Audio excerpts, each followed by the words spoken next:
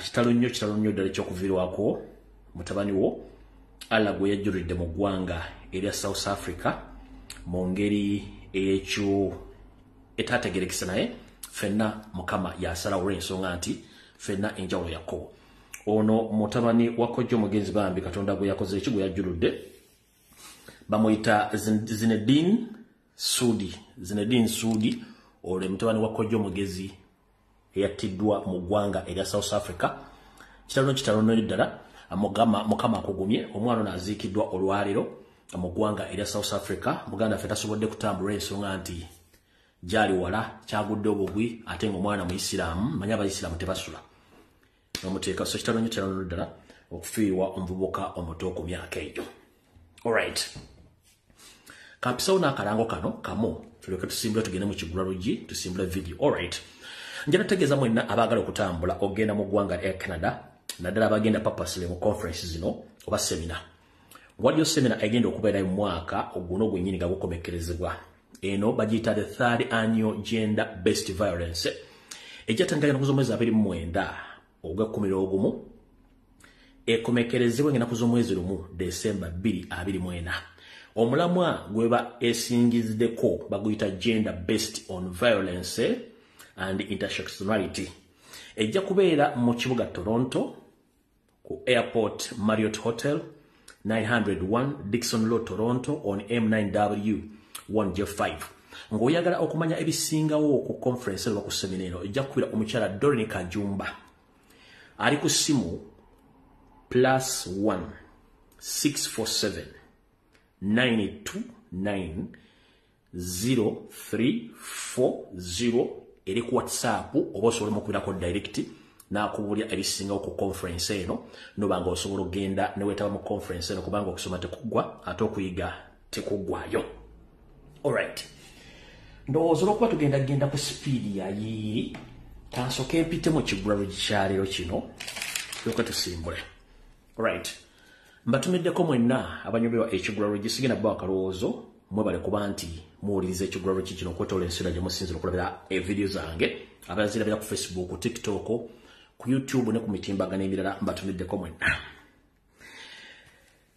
Ekigula Luggi kya leero nno kya security alert era mwengenda ofundikira nga ntegeeza abamu era njagala mumpitire abantu bano wammanga. Njagala mumpitire omukulu Francis Zaake Butebi, njagala mumpitire Loop Ompya Joel Ssenyonyi, njagala mumpitire omubaka gwe bayita Sekitole Colbert, njagala mumpitire Lutamaguzi Semakula, mumpitire omumyuka omwogezi w'ekibiina kya National Platform mukulu Waiso Mufumbira, soako ne President waffe Robert Kyagulanyi Ssentamu. Abantu abo beetaaga nga ngenda kukola Ekigula Luggi kino ekya leero.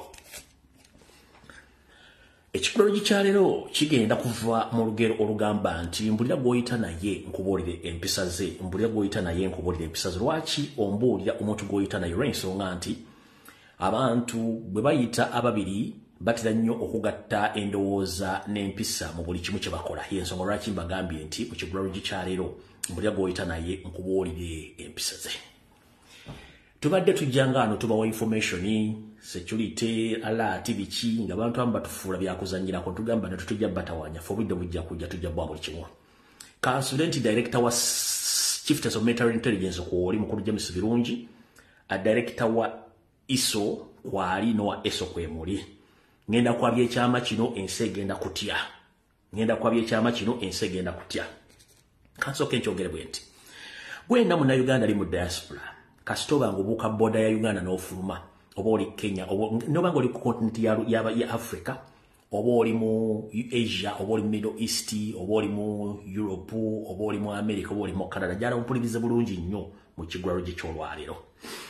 Tufiiriddwako bannayuganda bangi mu nfa ey'ekibwatukira ng'omwana asangibwa mu buliri ng'afudde n'okusingira ddala abaana b'enkyukakyuka n'abantu abatawagira gavumenti nga bafa enfa gye mutategedde. Enfa eno gye bafaamu ya butwa. Obutwa buno butambula butya okutuuka eyo. Ensi ezisinga obungi ziri strict nnyo ku kukozesa obutwa. Era singa bakizula nti omuntu atambuza obutwa omukwata bamusiba mayisa. Naye obutwa buno butambula butya okuva e Uganda okwetoola ensi yonna bagende batte abantu tageti za Museveni ng'ensi tetegedde obutwa butambula bwe buti. Mukimanyi nti embassy gye bayita embassy kye kitebe ky'ensi era ekitebe ekyo ebanga ggwanga ddamba mu nsi endala. Kati Uganda erina embassies mu nsi ezisinga obungi. Naye nga embassies zino Museveni azikozesa okufuna ba investors kyekisooka, ekyokubiri okufuna ba lobbyist mu nsi ezo, ekisembayo kwe kumuntalinga bannayuganda bonna abatalina nkolagana gavumenti ye. Bibigendwa bisatu byakozesa. Kati bannayuganda abatalina nkolagana gavumenti ye abatagetinga atya. Abatagetinga nga ayita mu kubawa obutwa nga akozesa mikwano gyabwe, ab'enganda zaabwe oba abantu be basanze mu community. Nakuwa ekyokulya, nakukwata mu ngalo, banakutwala ewantu, oba n'emmotoka oba adresi n'agiteekako ku butwa nga tomanyi, n'ofa mu bintu ebyekisibye. Era abantu abasinze okufa mu diaspora bafa babeebase, oba bafa cardiac arrest, oba bafa blood clot, ne mu Kampala babifa. Naye kati obutwa butambula butya? Obutwa butambula bwe buti. Nti tojja kusanga munnansi munnayuganda agenda tambuza katwako direct ensonga nti ku airport ezisinga obungi buli munnayuganda oba ofuluma bakebera ensawo yo. Era ne bwe ziba perfumes oba bizigo basobola obbiraba chemical ku airport babiraba. Naye omuntu gwe tuyita diplomat be bakozi abasangibwa mu embassy bakola mu embassy ezo n'ambasada yennyini nga kwali. Abantu ebiseera bisinga emigugu gyabwe tegikeberebwa. Bayitawo nga ba diplomat era bayita mu VIP. Kati yoseeri semwai ne eso batambuza obutwa nga babuyisa mba ambassadors batambuza briefcases z'obutwa okuzituusa ku embassy. Then ba agenti baabwe ne ba picking obutwa obwo bujja ku embassy okutandika okunoonya taketi za Museveni z'abayagala baziwa obutwa. Ndoza mumpulidde bulungi nnyo. Mukitegedde bulungi nnyo. Kanchidde mu luzungu ensi ekitegeera. So ladies and gentlemen, I'm here to inform the international community, including all Ugandans wherever you are, that on so many occasions we've been lost our friends across the world in a bizarre situation. But as we speak right now, I'm here to confirm to you that our fellow Ugandans are being killed in diaspora by using poison, by the use of poison. But so many Ugandans have been asking themselves, how does Museveni get to poison Ugandans in diaspora? So Museveni, he uses his diplomatic agents, most especially the ambassadors and other diplomats in different embassies across the world, to transport those chemical poison all over the world. So his agents across the world, they go to the embassy and pick those substances which they spread, and they get to their targets, sometimes in Europe, Asia, Middle East, and in Africa. That's how Museveni uses those poison to kill Ugandans across wherever they are. He uses his own ambassadors and diplomats across the world to transport poison across the world. So it's not very easy to check those diplomats because they pass through VIP sections across all the airports where Uganda has embassies. So now, hope the international community has got this information, and these diplomats, at one time, they will explain how they have been used by Museveni to transport poison across the world to eliminate all Museveni's criticizers or those who doesn't like Museveni's regime.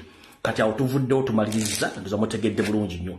Yengeri Museveni yabadde atambuza obutwa bwe ng'akozesa abantu ba agent okwotola ensi yonna okubanga atambuza obutwa. Kati mu kkubo erimu njala tegeeza abantu bano wammanga.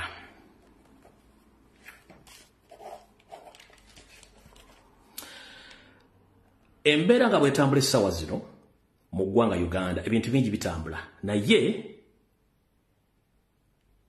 nabasomesa ekigambo kye bayita diversion. Museveni akozesa ebintu bingi nnyo okukyusa abantu okubajja ku ndowooza. Naye ku mbeera negenda mu maaso mu Uganda, okusookera ddala njala kusooka tegeeza omukulu gwe bayita Zake Francis Butebi. Kabulaza weebereremu nnyo. Zake Francis Butebi kabulaza weebereremu nnyo. Ennaku zino Museveni takyayala akozesa nnyo masasi, akozesa butwa. Weebereremu nnyo. 1. Omukyala Anita Amonge akutambulirako azuwero ne state ekutambulirako ng'ekozesa sseemwayi. Muganda wange Joel Ssenyu Lupo omupya weebereremu nnyo. 1. Omukyala Anita Amonge alina ganga oba group eyabasasini kutambulirako azwero ne semwa ye kutambulirako ombaka Sekitoleko Robert naawe wegendereze nnyo endyayo entambulayo naawe era akabinja ke kamuka kunoonyerezaako Lutamaguzi Semakula naawe wegendereze nnyo akabinja ke kamuka kutambulirako muganda nge wayiso mufumbira wonna wooli wegendereze nnyo naawe bakutambulirako ne president omulondo w'eggwanga Robert Kyagulanyi Ssentamu naawe bakutambulirako naye mukulu zake Francis Lake Nafu tokyagenda ku radio era n'abantu bakujja ku interview begendereze omukulu Joel Senyonyi wegendereze nnyo TV ne radio zogenda ko ne ba YouTubers abayinza okusanga okujja ku interview ku microphones ezo wegendereze. The same applies to mukulu Sekitoleko Robert wegendereze TV ne radio ne ba YouTubers abakujja ku interview.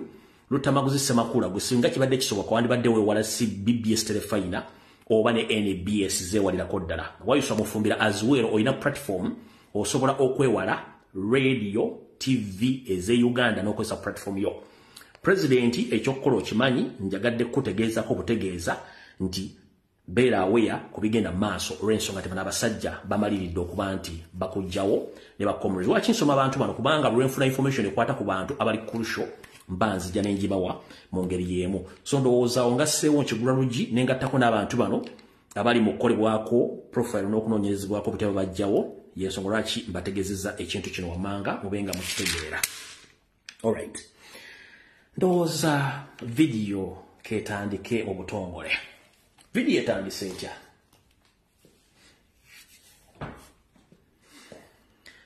okusookera ddala njala kutegeeza bannayuganda mwenda we muli buli muntu beera mbega wa munno ate wegendereze nnyo olwali ennaku z'omwezi ziri 15 ndowooza kansooke mbasomera ebbaluwa eno eweereddwa public ku nsonga za mukulu Mathias Mpuuga Nsamba kansooke gibasomere mu bwangu nkivundule tugende mu maaso njala kutegeeza ensi yonna n'abawagizi b'enkyukakyuka oba mu kusookera ddala kansooke ntegeeze ebikonwa by'abannabyabufuzi abadde bagufudde omuze ogw'okukweka amazima n'okulemeza Museveni mu buyinza nti ekiseera kyammwe kivuddeyo kiweddewo tetukyalina budde bwammwe gwoba owulira ng'ekibiina wooli ky'abayaaye ba hooligans please go gentleman fuluma ogende kubanga amazina g'ekimu batogagala sigala mu ddiiro lyo ngenda kutegeeza abakulu mwenna bava mu DP block please temutumalira budde wandiika nti ovudde mu kibiina ogende mu kibiina ekire ky'aba hooligans ate tukooye blackmail propaganda mulekerawo blackmail propaganda imagine abasajja abakulu ne bajja ku radio ne bakola blackmail ne bakola propaganda omanyi abasinga obungi mwali temutegeera bintu bino nti omusajja omukulu asobola okujja mu kamera n'ayogera ekigambo nga tekirinawo tekibanga nawo kubanga TV kwatudde ne radio bamugambye okujja okwogera tubabuulidde nnyo ebintu bino ne mbadde temubitegeera nti omusajja omukulu ayinza okujja n'asala omugambo omunene niyeekaza ne babeera kati abo bangi nnyo abantu abo twagala bagamba ekimala kimala lwaki ekimala kimala embwa oba magujja tesobola kukyama batajaagala bw'oba owulira nga toli comfortable mu people power mu nope kyangu nnyo okuvaamu n'ogenda n'okola ekibiina ekiwa n'ogenda mu kibiina ekirala one gw'atali muyaaye okola ki mu kibiina ky'abayaaye ekisookera ddala gw'atali muyaaye okola ki mu kibiina ky'abayaaye bw'abanga abayaaye tosobola kubabeeramu then vira abayaaye gw'ogenda okola ekibiina ekikyo bw'abanga abayaaye basobola okusituka ne bagamba nti gw'oli muli wanguzi nga mwe bagentleman temuvangayo kikola kitegeeza mulina okwewumuzaako bw'abanga muyita ba hooligans basobola okuwandiika ne bategeeza eggwanga nti gundi wabbasereza omuwomusolo ekimala kimala va mu office nga mwe bagentleman omuli ne era ne musobola kikola give credit to the hooligans muwe credit ku ba hooligans bw'abanga basobodde okukola mu bagentleman ekyabalema nkiddamu bwe kibanga ekibiina ky'aba hooligans kirabisizza beeta ba gentleman abafere nga bakugamba nti wabba ensimbi nga bwe beeta ba gentleman tosobola kikola kitegeeza nti ekibiina ky'aba hooligans kiri active ate kikola kati ngenda basala muve mu kibiina ky'aba hooligani mugende mukola ekibiina ekyammwe okitegedde bulungi nnyo kati era olwaleero ekibiina kye bayita eky'aba hooligans kivuddeyo mu butongole ne kigamba nti Mathias Mpuuga Nsamba kimuwumuzza era kimuyiseeyo mu airface gye bali bamuwadde ewa commissioner mu butongole olwaleero ne kironda Zake Francis Butebi okuba nti yagenda okudda mu ofisi ya commissioner eyo kiwandikidde parliament ne kitegeeza bekikwatako nti kyo nga kyo okusinzira mu ssemateeka afuga eggwanga Uganda afuga ekibiina kya National Platform tekikyetaaga kulako Mathias Mpuuga Nsamba mu ofisi wa commissioner. Kabasomera ebbaluwa eno mukiwulire bulungi nnyo. Esoma bweti. Esoma, the National Unity Platform, 15th of March 2024, public statement. The National Executive Committee of the National Unity Platform sat today to consider the response by Honorable Mathias Mpuuga Nsamba to the accusation that he engaged in acts of corruption and abuse of office when he, together with other NRM parliamentary commissioners, illegally allocated themselves 1.7 billion shillings as a service reward in the meeting chaired by Mrs. Anita Abong Bagambye. Olukiiko olukulu oluddukanya ekibiina kya National Platform olwali lutudde ne lwekenneenya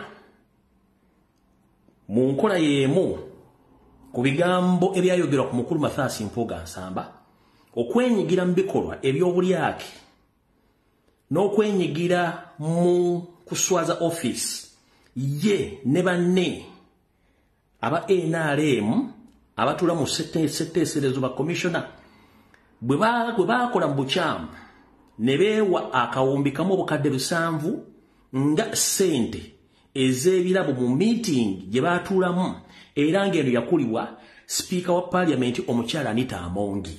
Tugenze maaso.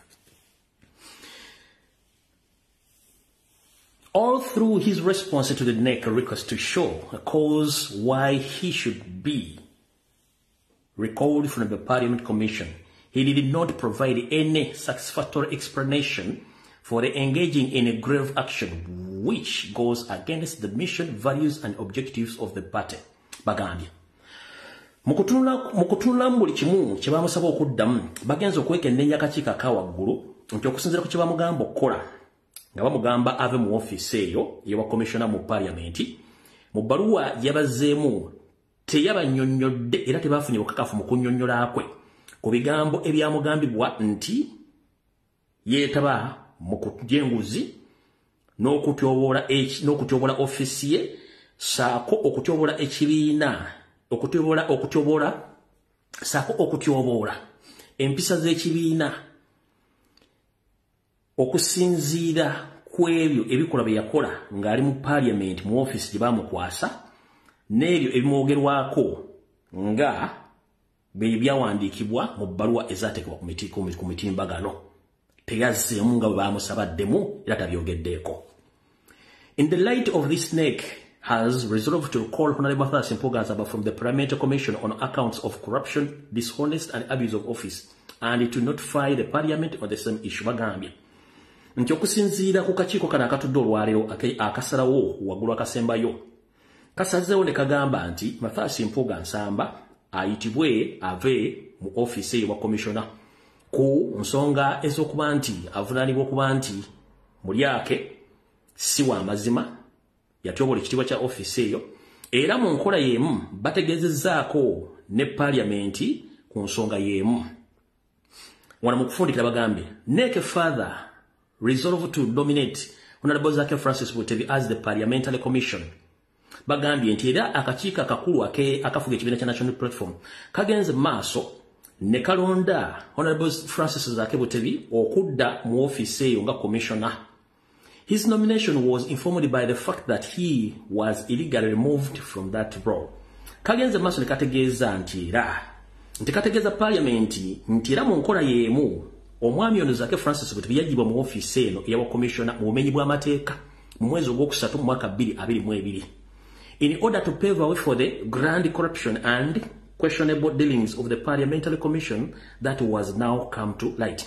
Bagambye nti Zake bamujja mu office eno bwekya mu mwezi ogwokusatu mu mwaka 2022 mu nkola y'emu baakola ekikolwa kino okuggula oluggi eri obufere n'obubbi n'obulyake essaawa zino obubuuzibwako mu parliament mu office eyo era kino kivudde n'ekyeroka lwatu ng'omusizi Agulesiyani nti okujjazaake mu ofisi eno bumenyi bw'amateeka kyali kigudde oluggi ku bubbi obw'enkunala obulabikako olwaliro nga ku mitimbagano kwe buli mu parliament mwe buli obulabirwako ng'owejjango abika. In the coming days, the party will initiate and revamp the process of effect of this resolution.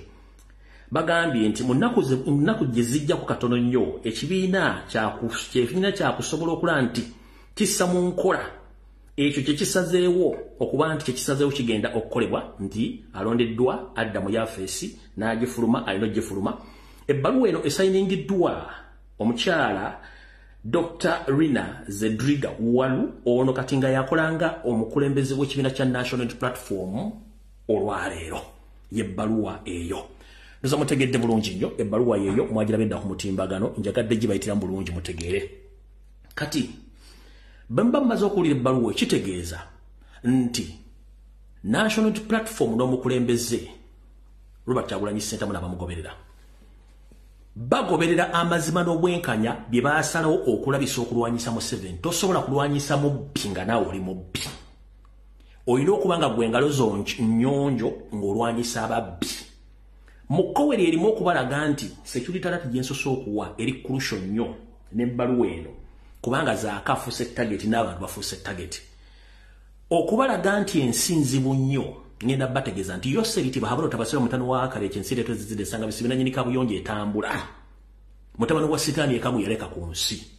Yakulira obubbi, yakulira obufere n'obuli bw'enguzi mu Uganda. Nti budget nga bweyisibwa yonna mu ggwanga. Ye kennyini agivunaanyizibwako ssente ezo zibba zonna ng'ayita mu ministry n'azeddiza ebitundu 6 ku buli 100. Yobola nti minister ba ssente n'atamusiba n'atamugoba kubanga yamubaakinga amugamba nti olina obuwumbi bumeka n'obuwumbi 3. Gwabbako obuwumbi 2 obundeetera eno oggyeko akawumbi kamu ebisigadde bindekere bw'ati wabadde akola emirimu gye. Okukakasa ekintu kino nze sitera nnyo okukkiriziganya na kuwagira abantu ba NRM era mwenna abakondeeminze abadde amyuka RDC oba RCC wa Kampala omukulu Bulola mwakoze ensobi. Nze ku lwange for the first time kanebaze Bulola yakugambye nti yenga wabadde RCC takkiriza na buli wanguzi obusudde gwanga mu mabanja n'akuwa ekyokulabirako nti yenga RCC ali erubaga. Yeewuunya okubanga omukyala Anita Amongi aweebwa ng'omuntu obuwumbi 13 okuddukanya yafeesi ye ng'omuntu. N'akugamba nti ate Rubaga division bagiwa obuwumbi 11 okuddukanya budget ye division yonna. Kati bubanga division bagiwa obuwumbi 11 ng'ate ye nga speaker mu obuwumbi 13 kitegeeza nti waliwo obulyako bugenda maaso. Ekyo teyakidda era abadde amanya ebintu bingi nnyo n'agamba nti etakkiriziganya buli bwanguzi. Bwe yayogedde ebigambo ebyo omukyala Anita Amongi mwamulabe nga sinkanye mukama we Saabakenuzi Museveni n'amugamba tuyinamu omuntu atakkiriziganya na nkola yaffe ya bubbi abufere era bw'agenza okuziba nga Bulola bamugobye mu yafeesi kubanga yayogedde ku kizibu ky'obuli bw'enguzi. You know what?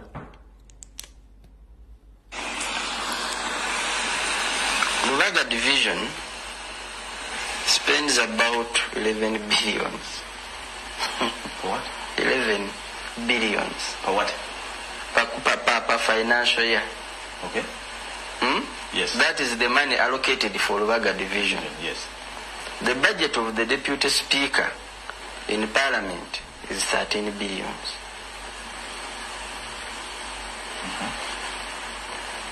The budget of the speaker is equivalent. Actually, that's also per quarter. No, per financial year. Per financial year, yes. Yeah. The budget of the speaker is equivalent to the budget of the district. Wow. Okay, let's not talk about budgets. The spending. Yeah, let's go to the expenditure now. The expenditure of the speaker, according to what is in social media and which is verified, because the spokesperson of the parliament has come to justify the spending. And oyo sigenda mulwako. Parliament omwogezi waayo Kulis Obole omufere kadaga bwe lyagobye ne sente zimu zita ku akaunti ye. Kati omukulu ono Bulola amanya Anita Amongi from A to Z. Mukulu Bulola bwanga olina passport wanditemye nga obudde bukyali according to my sources. Anita Amongi tagenda kuleka nga otambula. State emanyi egamba nti omanyi bingi nnyo Anita Amongi agamumanyiko bingi nnyo. Bulola nze mayi sagala muntu afe nze siri nnyo ddayo hadiwa abantu nti gundi afudde tumuwonye no. Ekizibu kya Uganda ye Museveni akozesa abantu bano ensobi. Ate n'abamu ensobi bazira badde zino nsobi. So mukulu Bulola nkumanyi bwanga olina passport muganda ng'efuluma Anita Amongi akwagala mufune state kwagala oli mufu. Kyewayogedde kituufu amazima gwogerwe okumanya omukazi ono mubbi. Chieftains of forgery and corruption in Uganda Anita Amongi. Lupo mpyajo sonyi wagenze mu parliament okubuuza ku byogera n'okuverifying Anita Amongi ayogere omukyalo mayi kyakoze alese ekibozibozi kya homosexual kyatadde waawo okuzibira ensimbi n'obufere n'amugamba itakulya ku social media propaganda biki. Anita Amongi, you were caught red-handed with iron sheets era ne weewakana. Bakukuterubuna ku nsimbi obuwumbi n'obuwumbi era weewakana. Nyabo njagala kutegeeza eggwanga mmwe abatamanyi oba mbasomeseza ekigambo kino kye bayita facial expression, body language ne toni y'omuntu ng'ayogera. I'm here to verify that Anita Amongi she's psychologically not well upstairs. Ono omukazi bw'aba ayogera omulira abamanya ekigambo psycho mukitegeera. Eno engala laptop ye kirabika gundi storage oba RAM abulamu bw'aba ayogera abeera n'obusungu bunnyo ku kintu kye bamubuuzizza. In fact okusinziira ku history gwe mmanyi ku mukyalo ono okuva ku ba relatives ne ba in-laws bagamba she's the most dangerous creature abantu gye batamanyi. Bw'aba anyiza asobola okukwata ekiso n'akutta. Anita Amongi psychologically si mulungi upstairs. Lamuwe tabalansinga na public ebintu bamwogerako asobola okutta omuntu. So mutegedde bulungi nnyo. Kati omukyalo ono bamubuuziza ku bintu bya corruption atandise gamba mbuyeta kulya ku propaganda kulya ku blackmail era n'aleetawo kibozi kya homosexuality biiru mbu tebabyogerako n'azingirako parliament.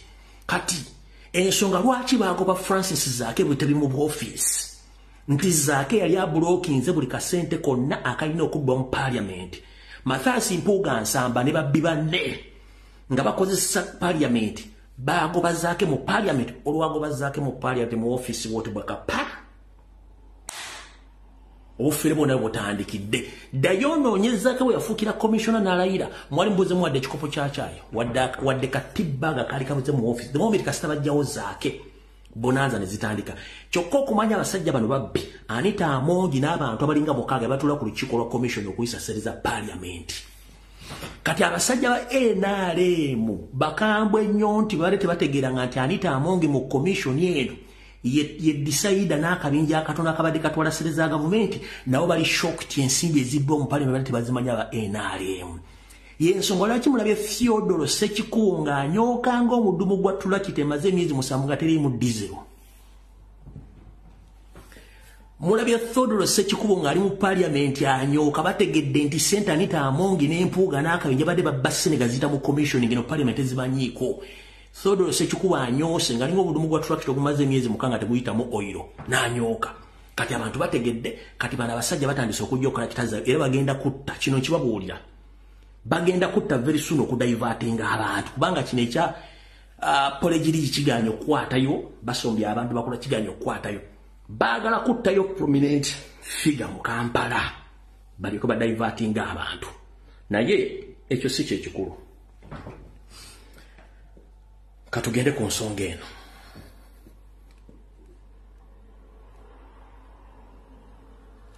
Jirwa chinta wana nawe Anita Amongi yegana tuli corrupt ngana kano kayina wana.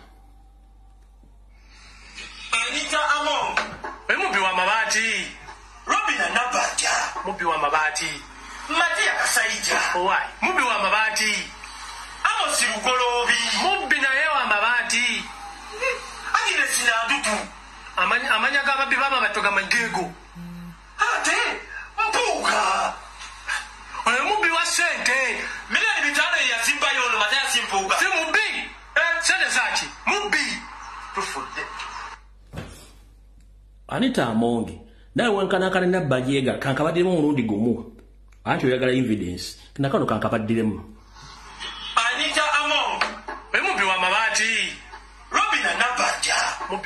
mabati Matia kasaija owai mubbi wa mabati Amosi Lugolobi mubbi naye wa mabati Agire sinadutu amanya gababbi baba batoga magego ate mpuga oyo mubbi wa sente milioni 5 ya zimba yono Matia simpuga si mubbi sente zaki mubbi tufudde. All right. Awo tuvuddewo. Njala tugende mpola. Kati mukulu Abedi Kapale. Mayimba gambi Abedi Bwanika. Tubutukyuse no manja gaffe. Eri Abedi tumulekera Kapale yennika oba Abedi Bwanika.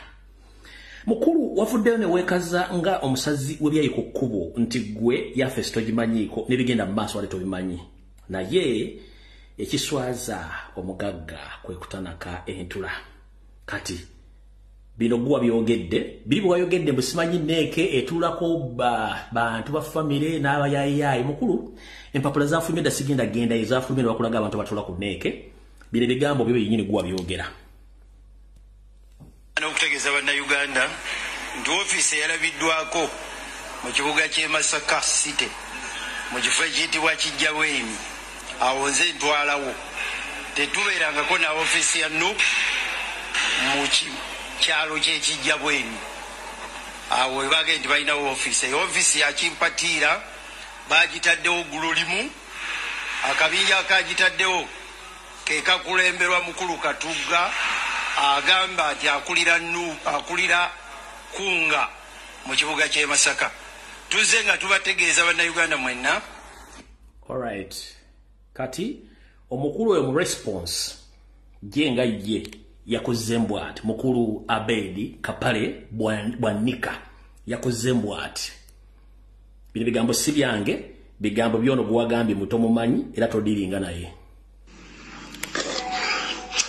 Dokita ndi musanyufu nga Katugga okulabanga essaawa eno ondabanga ekisiimoola naye nzijukira bw'oba gwe tokyajjukira yali Katugga gwe watuuza omugambe nti NUP tegenda kutuuka 2026 n'olw'ensonga eyo mba nkyetaaga ebyobufuzi oyagala ontwale njogere n'omuntu asobola okuntuusa mu byobufuzi ebyesiimisa. Nagezaako kuwooza muntu kyoyo wambuulira nti tugende tu meeting essale. Mukiwulidde bulungi nnyo awo kansooka ensimbe wakati mukulu Abedi Kapale Bwanika akapala ak'omunda wagamba mukulu ono gwe wakanye nti tomumanyi nti ogenda mutwale wa ssale but kambaabye wekyewedde ku lwokusatu mwava e Kampala gwe n'empuuga ne mugenda mpaka Gulu ne mu meetinga ssale mwatuuka kiro ne mu meetinga ssale nkera ku lwokuna gwe ne mukulu munno Mpuuga Mathias wekyewedde ku lwokusatu mwasimbula ne muva e Kampala mwatuuka e Gulu kiro ne musinkana ssale mwamulaba nkeera ku lwokuna kati ono mukulu Katugga wuga nti wewakana kakwabye ensi ye nemanya kyali ku kiba kiri umufu tugenda bbaali yatwaba kwata tenda bwe basajja mmwe ono Katugga gweganye uno kakwabye. Dokita ndi musanyufu nga Katugga okulabanga essaawa eno ondabanga ekisiimoola naye nzijukira bw'oba gwe tokyajjukira yali Katugga gwe watuuza omugambe nti NUP tegenda kutuuka 2026 n'olw'ensonga eyo mba nkyetaaga ebyobufuzi oyagala ontwale njogere n'omuntu asobola okuntuusa mu byobufuzi ebyesiimisa. Nagezaako kuwooza muntu kyoyo wambuulira nti tugende tu meeting essale ne nkugamba olunaku lwe waŋŋamba zaali ennaku z'omwezi 25 22 omwezi gwali gwakuna oba towerabidde kituufu ne twawukana mu ntambula gwe n'onsookayo nasanyuka nti bwakomawo gwe wadda Namondo ne nkugamba nabuliddwa transport yandeeta lindako agambye omwaka 2020 na bano nabatandika mwaka ki abajjukira bano nabatandika mwaka ki kana akabinje nakatandika mwaka ki ne mundu abadde ayina nga temanyi nti alina ne mundu ni Matasi Mpoga ayine mundu bonna bayine mundu ulida nti tugende meeting esale nenkugamba olunaku luwangamba zali ennaku z'omwezi 25 22 omwezi gwali gwakuna oba tewerabidde kituufu ne twawukana mu ntambula gwe n'onsookayo nasanyuka nti bwakomawo gwe wadda Namondo nenkugamba nabuliddwa transport yandeeta ate nga wali omunsuubiza nabwe kityo kaali kakodyo nganze katugga obutagwa mu trap yo ku ssaawa eno okuyogera nti kunga yaleese obuzibu ewuwo mu constituency nange neebuuza nti bakansala ba NUP bakulemye batya okumaakuma okubeera obumu nga bakukkiririzaamu weegaana office tubuulire eyo gy'olina mu constituency eri luddawa era otuwa ekifaananyi kyayo kituufu oyogedde ku bakansala nti bakunga olina obukakafu nti mu bukulembeze bwa kunga abantu abo kwebali butuwe kijja tusanyusa ekyokubiri Honorable Abedi beera mwerufu nzijukira ekyanjawukanya naawe ze ssente ze wanneewolako ng'oyagala amabugo ga 5,000 nga Bishop afiiriddwa w'abakristaayo n'onzijjako 4,000 egyali girina okutwala ttiimu ya Buddu Essembabule tosizizanga buli nkubanja 9,000 tonyega ekyokusatu ekyanjawukanya naawe ke kamotoka ke twagula ng'abantu ba Tumakasi tusobole okusomba kasasiro mu Masaka City gwe kennyini n'okapangira olukwe ne kabula kyeninako obukakafu nti gwe neddeewo mumanje kalaga nabwe kityo oba okyanoonya katugga akyalina bingi ajja kusumulula nzijukira waŋŋamba nti oli pulezidenti w'ekibiina ky'ebyobufuzi ova Masaka mu luka gw'ekiteredde twali mu kampeyini yo nakubuuza ekibiina kyo kisibukawa omuluka gw'ovaamu mulimu abali ku executive yo bameka mu muluka gw'ovaamu baani bammemba b'ekibiina kyo nga tolina nenkugamba dokita bino oli ku byamankwetu kwolwo dokita wanyiigira kati yempalana gy'ositudde nabwe kityo nkusaba onnyonnyole ssente ze wawa Edi Kalungi anoonye office agisasule ng'akolagana ne Kateregga wali otegeeza ki bakansala ng'oyita mu Kateregga be wagamba nti olina webatwala babawa emirimu gwe bakuwa obwa minisita wakyogera otegeeza ki kyeneetaaga okumanya olyoka oyingirire Katugga ovumirira kunga because of what neebuuza naliwo ng'osaba essaala nga tuli ku kitebe gwe wakulembera essaala tewayisa kigambo President Bobi Wine mu kamwako naye wayisanga ekigambo kimu nti oyo gw'otuleetera ttaka ggwe mumire bw'aba agenda kutulugunya bannayuganda wali otegeezaani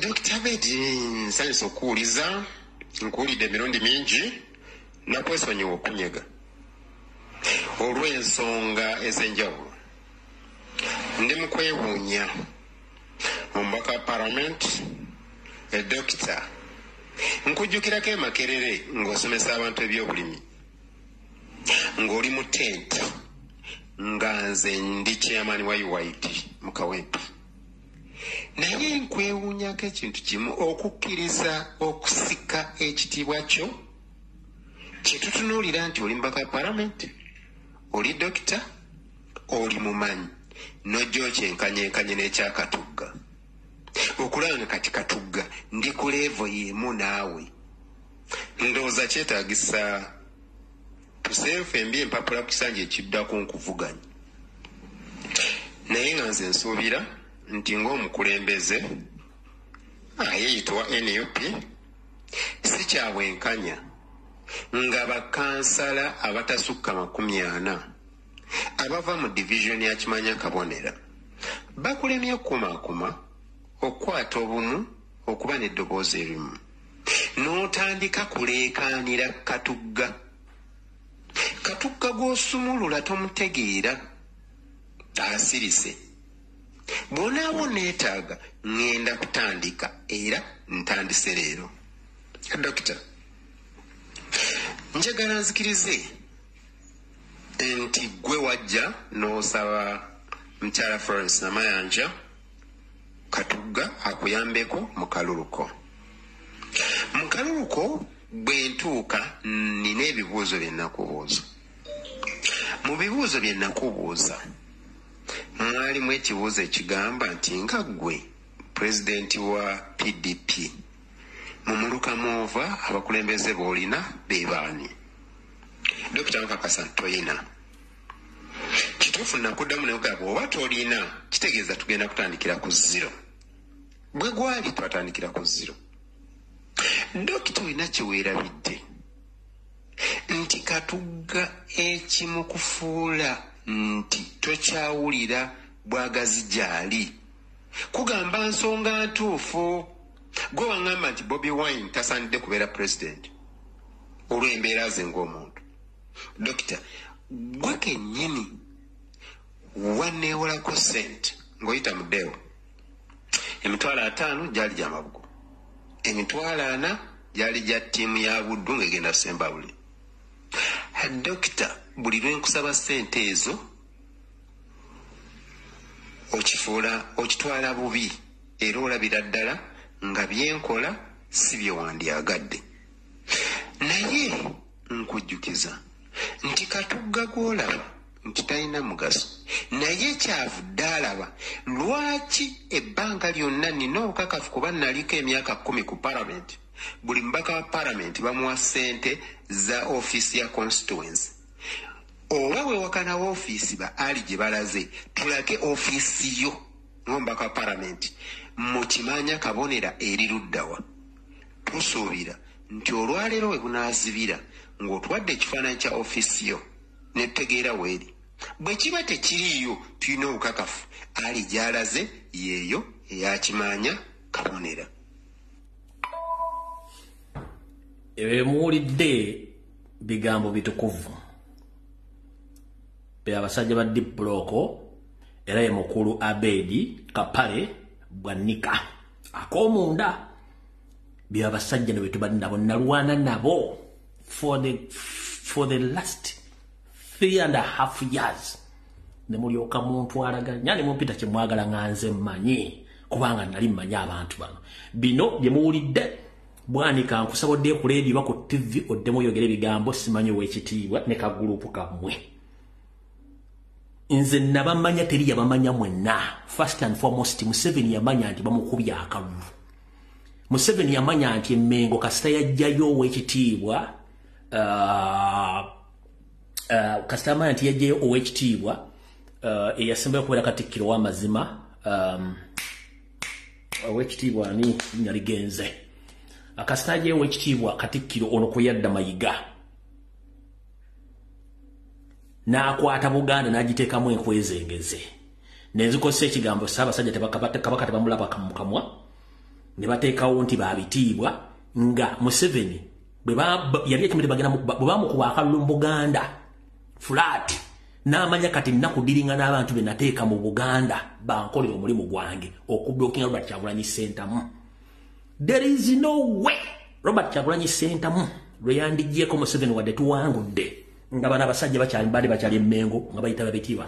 Museveni yali yateekayo dda abantu be kati nga n'ekirala mission yali yakujja Basajja Kabaka awo bayiseewo buli kimu nga kiwedde bano okubulu yensonga lwaki BBS CBS Bukedde NBS Bonna babumbirira obubbi obuli Emmengo n'obufere obuli Emmengo kubanga mwe temwamanya nti nze ekintu kye nali nkuba kyali kinene nnyo. By the way njagala kubaza Mukama Katonda nti Kyagulanyi okyalina obulamu kubanga bano abasajja bali bagenda kutta bamalira bazze Museveni mu ntebe ng'obote 1 bwe yasookako n'obote 2 bwe yajja kubanga era bajja mu bote 2 be baali mu system basigala bakolera obote pass bali bagenda kutta nga totegedde ng'era badde babyogera nga gotomanye kati abasinga obungi temwamanya kiki nali nkuba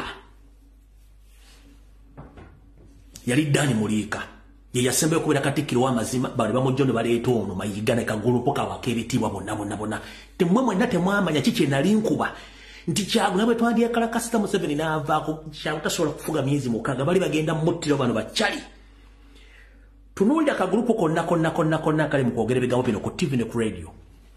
Who are they? Ke kagulupo Museveni kali asizemu nti Kyagulanyi batadde okwekalakaasa obuyimba ne buwambibwa yali agenda kukozesa bano okutta Kyagulanyi then Museveni akumu party 2 oba ne group ye yonna ne kumu party 2 nga Kyagulanyi bamusa mu mazeewo nga ne kabaka taliiwo. That was the mission. Tewali yagimanya kye nali nkola mwete mukimanya nabagamba sina gwe nnenya kati mukitegedde. Kati okumanya abasajja bano babi bakozesa CBS FM ne BBS okuteeka Robert Kyagulanyi Ssentamu omusajja muganda wansi. Kuno kuliko omusajja gwe bayita Abe Mukiibi, kuliko gwe bayita Abo Kawenja, kuliko gwe bayita Medi Nsereko, kuliko gwe bayita Dunstan Busuulwa. Bano omulimu gwabwe gwa kuvunza Robert Kyagulanyi Ssentamu ku makya n'olweggulo ku TV ne ku radio. Abantu bano be bano wamu Bero ono Medi Nsereko, Dunstan Busuulwa, oli Abe Mukiibi, ono Abo Kawenja. Bano mulimu gwabwe gwa kuvunza Kyagulanyi on daily basis okuba nti bamuteeka wansi ku biragiro bya Charles Peter Mayiga n'ebiragiro bya Museveni. Kati okumanya bano abasajja bazibu nnyo ng'enjala eruma ekiro. Olunaku lwajjo wadde walina okubeerayo program ku BBS Faina nga Rutamaguzi Semakula omubaka we Nakaseke alina okubeera ku program eyo. Zadde zula ssaawa nga 8-9 program eno baga nti bagikansolinze. Neera omukulu Dunstan Busuulwa n'akwata essimu n'akubira Honorable Rutamuguzi n'amugamba nti program togisazizaamu tegenda kubeerayo. Kumbe order from above yagambye Dunstan Busuulwa ne BBS Telefine management temugeza ne mukkiriza Rutamaguzi okudda ku program eyo. Muleteeka abantu betwagala bajja bakole program. Yensonga lwabaleese abantu ne bavuma Robert Kyagulanyi Ssentamu nga kuliko ono omukyala ono naye girlfriend wa Mpuga yera mu wakadi omukyala ono ne mu parliament simulako nga ateesa oyo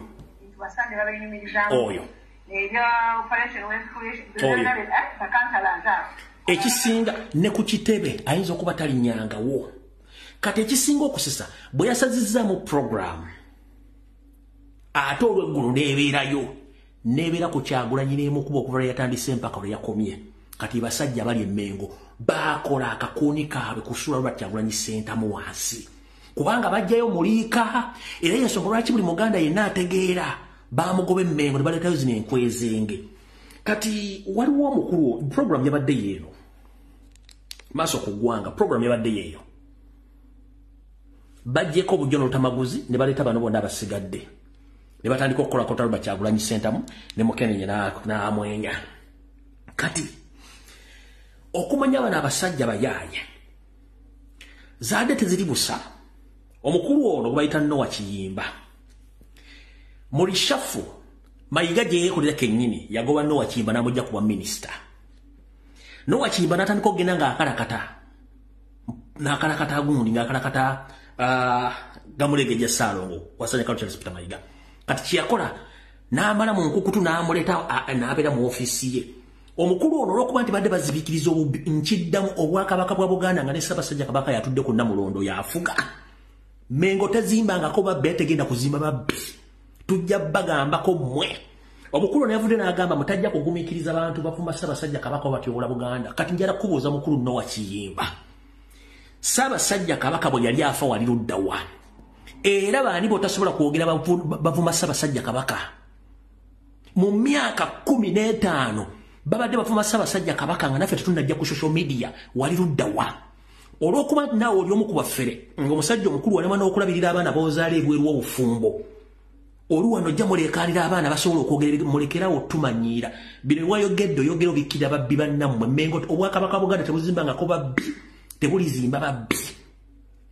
Mwetadde Mmengo nga muli mu kubba amataka muli mukusanya Obuganda nga muli ankuzibwa muvoye mbuwe kalakasa musimeti mwogera ku Buganda mwe walema n'okulabirira omwana gwazana w'obufumbo oli wano gyoleka nda abantu bw'oli mukambwe nnyongani Ssaabasajja Kabaka bali bamutta mwali mukolaki ettaka lya Buganda lyonna basaanyizaawo embuga bawambya abaana abantu babagobye ku mataka tovaayo kwogera kati wazze kambazanyire ka video kana mwakaliya kubanga bakweka obombi Uganda nga Ssaabasajja Kabaka atudde ku Namulondo nga tuvuma bwe tutyo nga kiyimba njogera Luganda ng'otambuza video sharinga ky'okuvuma ffe waffe nyo twabigobye vuma n'ekyalo ng'okisiibula ogenderako n'ebbaluwa nti basaba ebbaluwa y'erosi toyo tumugobye ku kyalo muvumi kati tulabe ekyalo ekinaakusinza mu myaka 15 waakagoba abantu bameka ku byalo bavumye Ssaabasajja Kabaka ne ku TV ne ku radio mu myaka 15 mayiga gyamaze Mmengo waakagoba abantu bameka ku byalo Buganda bavumye Ssaabasajja Kabaka nawe nyini mayiga nyini yakugoba notandika omwogera amafuukole mu nkubu n'akuza okole mu kaofiisi ke mwe mulekera okwebuzaabuzanga abafuka banaaba wetwogerera essaawa zino omulambo gwa Samu Kuteesa gwakomye ogubanja ssente zaagwo jjukira Samu Kuteesa ne Museveni bateeka ssente mu kugula olubiri olwo baalugula era baagala kutandika kukola mu project mutandise okukola diversion zino okuvaayo okuleekana kubanga baagala kusaanya olubiri nga bwe nabaga nti mu Gw'omunaana omwaka guno baagala ddukola mu project mulowooza tetumanyi nze n'okusirika temumpita mu ssiru okusirika temumpita mu ssiru nze okudda ebbali kyenkola nkimanyi nabagamba mu Gw'omunaana bajja kwagala olubiri twakatambulako emyezi 3 sigadde emyezi 5 omulambo gwavuddeyo enteeka era mutandika okulya mayiga ne bane batandise okujja simanyi tugenda kulakanya kula olubiri mumanya nti olubiri bannyini abalugula bakoze ki bakomyewo kati mwe basajja mmwe Abbe Mukiibi eyita nkaaga myaka gyomaze ng'okola ku CBS nkulabula muganda wange bwe bakuwa n'okudduka ayi toyitawo opangisa lekerawe futwa oboga ntuli muganda kubanga tukimanyi kitaawe yasenga busenzi ene saidi z'ekyaggwe nawe osibuka Masaka oli waakabano tukimanyi eno mu kyaggwe wasenga kitaawe yasenga obusenzi okwefula nti oli muganda tukumanyi nti waakabano yali futwa bye futwa eyo ono mukulu alinga eggombola y'Emakindi Abu Kawenja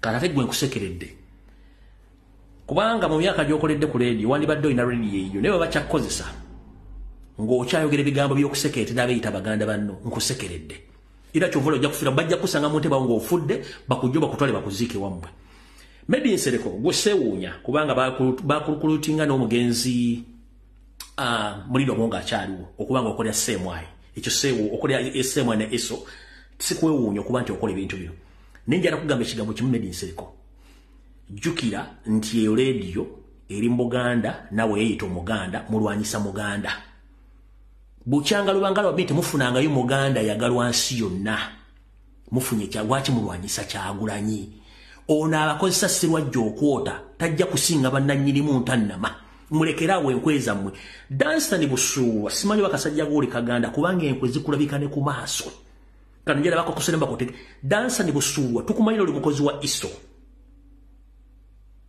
era oli ku piro ya ISO nerekerawo enkwe omuntu wajja mu studio kwogera ku Museveni gatoyogera ku president sebo si buli muntu nti agenda kwagala Museveni buli muntu muleka ayogere kyayagala Museveni si yafuga Obuganda wadde yabuwamba ekyo nkibagamba abaganda abasaba bamazeewo buli omu oli awo mutugubadde temwogera ku nsonga zino kati kansoke nkulaga nti basajja mmwe temutegeera olwaleero eno polejirigi bagenze Masaka gye basombye abantu nga mukimanyi bulungi nnyo omuntu assa Abaganda mu Nyarwanda akulibwa Museveni ne famire ye omuntu adazza Abaganda ku ttaka Museveni ne famire ye omuntu aganya Abaganda ofuna emirimu Museveni ne famire ye omuntu adazza Bannayuganda bonna Museveni mu Buganda busanywa ne Ssaabasajja Kabaka agemba essaawa zino ne waali sitegera kiki muli ku mwana wa Nambi aliko empooza Buganda mu Mutawaanya kati olwaleero okujjako bisajja mmwe nga mwayoka basenga mu obugere buno busembayo bwa Nasri Museveni tayagalangako Muganda era yakibagamba mfe ng'Abaganda we shall crush you as we used to do. Mukimanyi bulungi nti njena tayagalangako baganda, tayagalangako tayambalangako boarding. Wabula olwaleero mu kye tuyita deception okwebuzaabuza nga abafuka banaaba mu bulimba. Ono Didigi agenze ne muwala wa Janet e Masaka ng'ayambadde busuuti ekyo tuyita deception. Nnyoko tayambalangako busuuti oba gomesi ya Buganda. Mwe kiba tutte mu gomesi kubanga mwagala kulaga bantu nti muli nabo ng'ate nnyoko mutemu yasinga obutemu nawe oli mutemu. Eyo yambadde gomesi. Eyo gye tuyita temugenda tuzza mbino boozi byammwe. Ono muwala wa Kuteesa.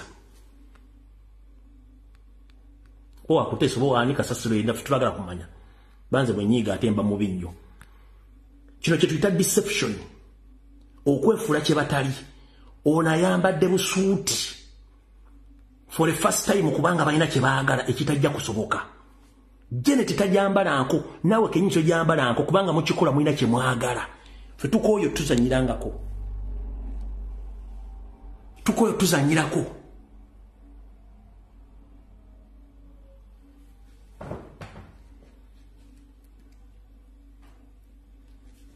Notunuli ona Anita Amongi. Atasobola na kwefumiitiriza. Nti wali atudde mu kaabuyonjo ng'ejjudde ewunya. Naye yeefudde wa kitalo. Ng'essaazi tulakimanyi nti omuntu alamuza ekifo ky'omutashatizi ku musherule muwala wa Saamu Kuteesa. Kubanga oli tayebwa mubbi munne. Ne takimanyi. Kubanga muli musiruwaza bantu. Bwe tuvaayo okwogera mbu tusime tuyisa abantu tosobola kunga nti nkuyisa mu lugwalo n'omukunziba. Oba mubbi anzibako essimu ne mukuba oluyi ate bwe nkwogerako ng'onzibye kiki ekiri ku ekyo onzibye nkwogeddeko. What's the problem with that? Oba mubbi anzibako essimu ne mukuba ne mukuba empi. Kati gwata nzibye ng'obbasereza omusozi ngenda okusasula lwaki sikuwogerako kiki ogenda okunvunaana. Wano buli munnayuganda kati alina okusasula milioni 2.5 tuli milioni 45 ez'abantu. Buli muntu alina okusasula milioni 2.5 nga ebbanja bano sente ze balya. Kati omwana okubogerako musime tutogera ku bakulembeze uki bakulembeze kasito siwuka empiso bato kyalina kitiibwa. Entebe eno erindidde shati zimuserule muwala wa Saamu Kuteesa gubajja okufuula sipiika kubanga n'oli tayibwa naye Windows zaayika mubbi muzimu. Kati bwe tubyogerako musima tetugenda kukkiriza babbi kutubba mutubbira mbitibwa byammwe n'okutandika okuyisa amaaso mu bantu abategeera. Wano gomugambo Semu Museveni yakusinga okutegeera yajja ku parliament okulaya nga ali mu lugabire nga n'ejjiko tasobola jjikwata bamuyigiriza njigirize. Nga tanadde ekijjiko ky'ettaka mu Buganda. Muzanyira ku musajja established ayina amaka ayina amataka ayina buli kimu yeekoledde. Teri kintu kibi nga kuleeta muntu mwavu munkusiro muteeka mu office ajja kubabba basaanyeewo Kyagulanyi agenda baaga zaaki buli kimu akirina. Mu kifo ky'okweyamba tuve mu bintu bino buli mutandika kulya buli enkwe n'abantu bagakya bagala si nkwe just futwa n'akasajja. Information nyingi naye engeri gye nabasuubiza ntugenda mu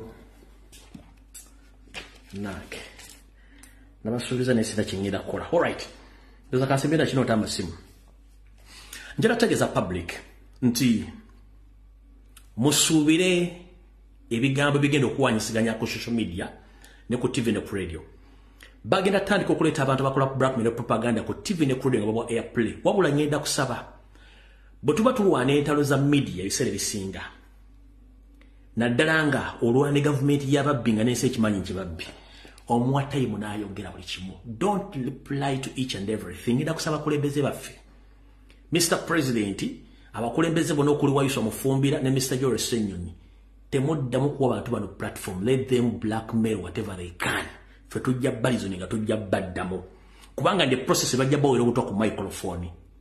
Naye ngenda basaba ekigambo kimu ekikutta obudde kigenda buta. Omukyala gwe bayita Joyce Baagala munnange ntwatwa tetwandiyagadde kwambula ne bbaawo Mathaasi Mpuuga Nsamba. Ekizibu kye muyina gwe Joyce Baagala wali munnamawulire nga tolinakyo ne ssente zennyini eza nomination bazaake yakusondera ebifaananyi kuli mu kulyamu olukwe. Essaawa zino Mpuuga n'Anita Amongi ne Museveni bakuwadde task ey'okuwandiika blackmail propaganda ng'omuteeka ku NBS buli mutogo bakuba kubanga wadde olina access ku information mu NOP.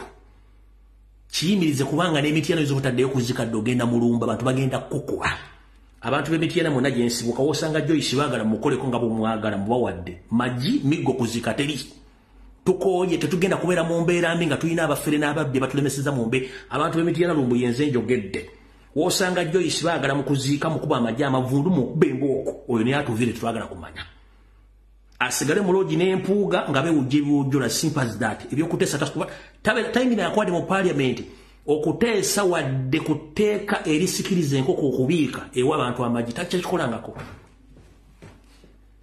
yeyita member parliament kati gwe bakusindisa okole black no propaganda kati nkiddamu bannamityana mwenna kuva gyetandikira gyekoma muzzukulu wammwe mutabani wammwe Lumbuye ndagidde wosanga Joyce baagala miggo ne baba makuzika mutwalaganye oyine tumuwone kyasinga okumanya kiri ekintu ekyo kujjamu kapale ka mulala kwegaala kyokka kyamanyi talina kyamanyi kirala nakola propaganda black womusanga wonna kati miggo gonzo koza ti mpuga akwaga tena kyakwagaza kubanga ye mpuga ebintu amanye ebintu ebi bufere kwewolereza na kuwujja biwojjolo amanye ebintu ebyo bisatu mpuga amanye obufere okwewolereza n'obubbi n'okuwujja ebiwojjolo okumanya mwe basajja mwe muli babi ate mpuga twagala tugenda kukwabya nga tuwulira kiro kakigatwa mukiwuliddeko dda ne kakibagambe omukulu oyo ku settendekero wa Royal University wano Mengo yakolawo akavuyo era ina mukyala w'omuntu gwe yatwala n'amukuwujja ekiwojjolo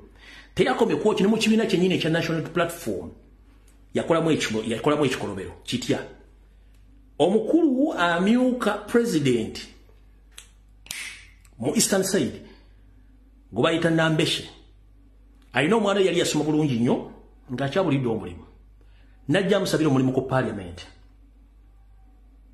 era ndoza yagufuna mu ofisi ya Lord of Opposition ya Mpuga ng'akyalimu Mpuga kye yakola munnange nga tadda ku muwala wa Nambeshe nga tamukalakata kiwojjolo mu kifo ky'okubanga amukozesa emirimu mukozesa muwujja biwojjolo Nambeshe ng'akimanya nga batabuka era Mpuga tosobola basangana Nambeshe mu kisero kye kimanyi mukuba n'amutta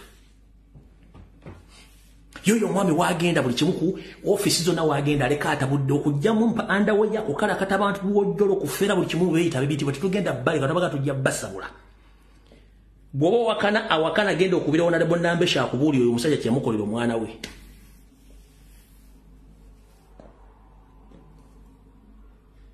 eri wuli eri musajja kutusempiira wagenda mukwandya mukazi nobakuba amasasi nogamba ate simanyi amasasi bampiga siga politics era kwali kujja mu mpale wotalina zijjiramu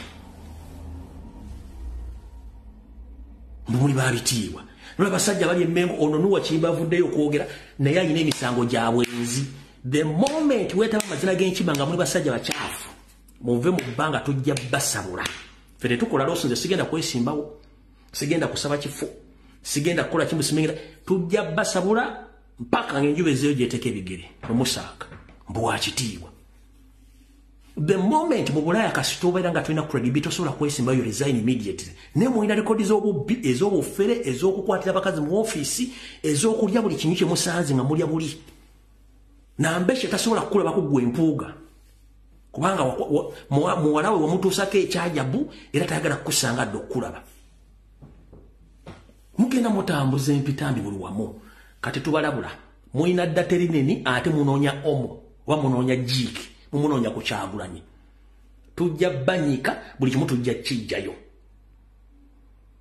simu nzitadde naye nga nta simu ku programu eno kiri kuliko tetusaasaanya ntungo ku programu oba tetuwemula osobola okukozesa ekigambo kyonna ni tetuwemula please tetuwemula ekiro abazadde bonna mu Kampala omukono wa kiso ekirwadde ekyamaaso amamyufu kyazinzeko amasomero ngenda basaba nabagaana okutagemesa baana bammwe mwagaana nembagemesa ezo zimu ku results nenda zigenda ebirwadde bigenda kujja so ebirwadde bigenda kujja bw'obanga omwana wo mwagala nze ndowooza mu kaseera kano mwandibadde mujja baana bammwe masomero for safety mwandibadde mujja baana bammwe masomero ne babeere waka tofaayo kyakusoma kubanga ono omwana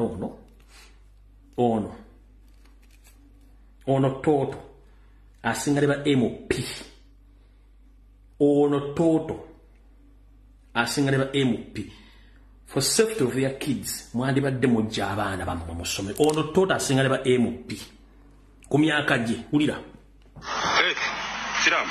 Why? Chechili wota. Tewali. Ombuze yokonyo. Etukoyisiza. Yatoge munga abakulu. Yangwa sina budde. Ekiriwo. Oli musajja wali ali wa nupu. Iyo wali manyi wena leo. Oli musajja wa people power. Tengula bide banga. Iyo wali nenda bideshe. People power weri. Tovaawo. Neze nango maiti ndi wati. Wani alemu. Wani alemu lukulu ndi kumusayi nno. Naye kyekikuwagiza nupu musajja gwe. Alikuwa kyekikuwagiza yake. Tekipagiza yenyale mu nyine emirembe. Sirabye ku ntalo. Ntalo bude bwenjagala. Gwe kyekikuwagiza nno. Okwasa ne mmekolo nako. Unda lizo ni. Olunaku. Kola gumu kitundu. Wazimba. Sizimbanga. Olina olusuku mwote mama kyoke. Sirina. Gumazi nokola bida abantu. Ko bawerera. Ko bambaliza. Nobuzibu sisevinga. Sisevinga. Ko bambaliza. Olimu. Olimu. Asinga mutera nenkola. Mwoshi tundu obalabiri. Obawerera. Ogera bawerera meko. Kono gavumenti eriko. Amusomesa yagala go kati ba MOP ono omwana basinga n'okutegeera kyokka tasoma street kid ghetto kid.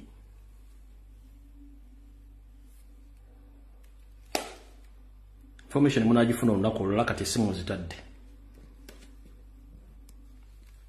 Information nanyingi nesi gibateeredde kuba nadde mbasuubiza mugenda kuba essimu ze mbatadde naye okuwemula kive wano tetuwemula.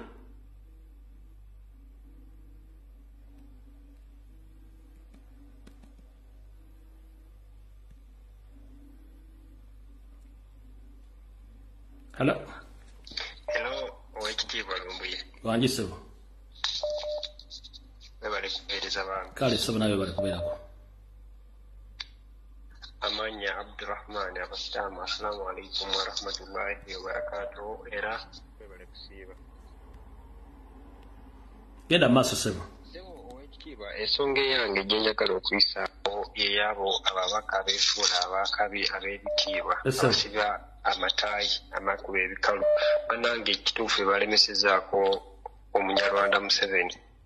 Otunuulira obuzannyo bwe bazze batuzannya okuviira ddala emabega kuviira ddala nga tukyawagira FDC akina DP walayi babadde ebatulemeseza oba be bakyatulemeseza okutuuka oba Uganda okufuna omukulembeze omupya kubanga tebajja mu bantu ne beefuula nti batulwanirira olutandika okuyimuka nti tulwana n'abakulembeze baffe nga bagenda mu palamenti babasalira ssente nga bagamba nti twagala zino tugende tusirise gundi abalonzi oba abannayuganda. So otunuulira ebintu ddala bye batuyisizaamu kyekiseera bannayuganda tuyimuke twerwaneko nga ffe abantu kinoomu tuve ku bino ebyabakulembeze nti bagenda tulwanira tewali mukulembeze agenda tulwanirira.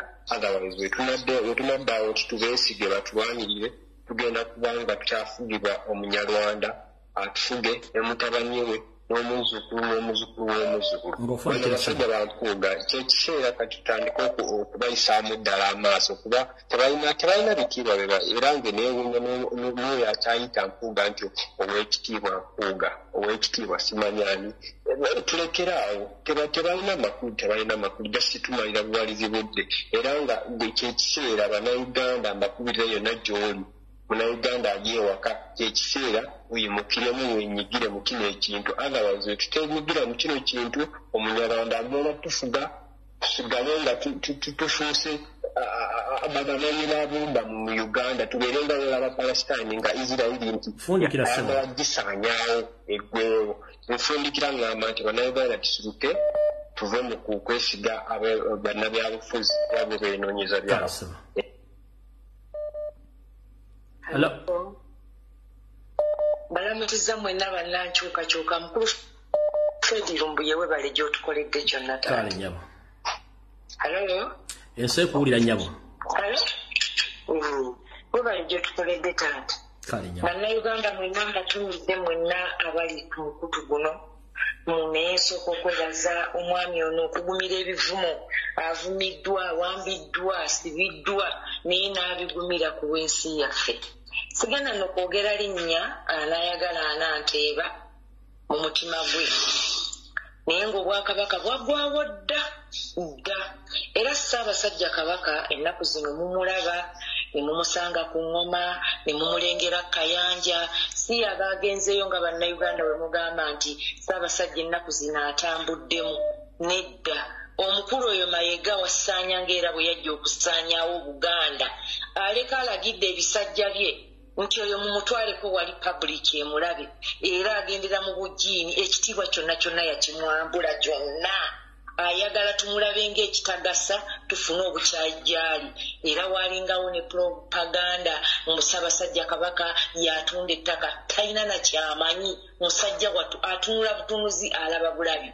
nzize ku nsonga ya mwami Mpuuga ssebo w'ekitiibwa Mpuuga wajja mu NUP wajja oyina ekibiina kyo ekyakugoba ekya DP Block gwe n'akakundiko gwe ne Mwanga Kivumbi ne Namboze wadde okyasirise tukumanyi okyatya buti kujjayo ddoboozi naye akakundi kamwe konna kale n'olaba ono omusajja Sseggona gwe twayitanga mbuno muki mbuloja waffe Sseggona ekyakunyiiza kasita pulezidenti yamanya ebigendererwa byo ng'ate ogenda mulyako ssente empitirivu otusuule kyeyava ajjayo omusango n'aguzza muffe mu bantu bannayuganda mbasaba ku luno tuveeyo nga bwe tutandise okulaba omusana ngera bwe tutandise okwevaamu bannange tweviiremu ddala kubanga njagala okimanye nti ne bw'onookola otya ne bw'onooba na ssente mmeka ne kalina mmeka enkomerero yakufa oba tufa tufe olutalo lukulemberwamu abakyala batuwambidde abaana baffe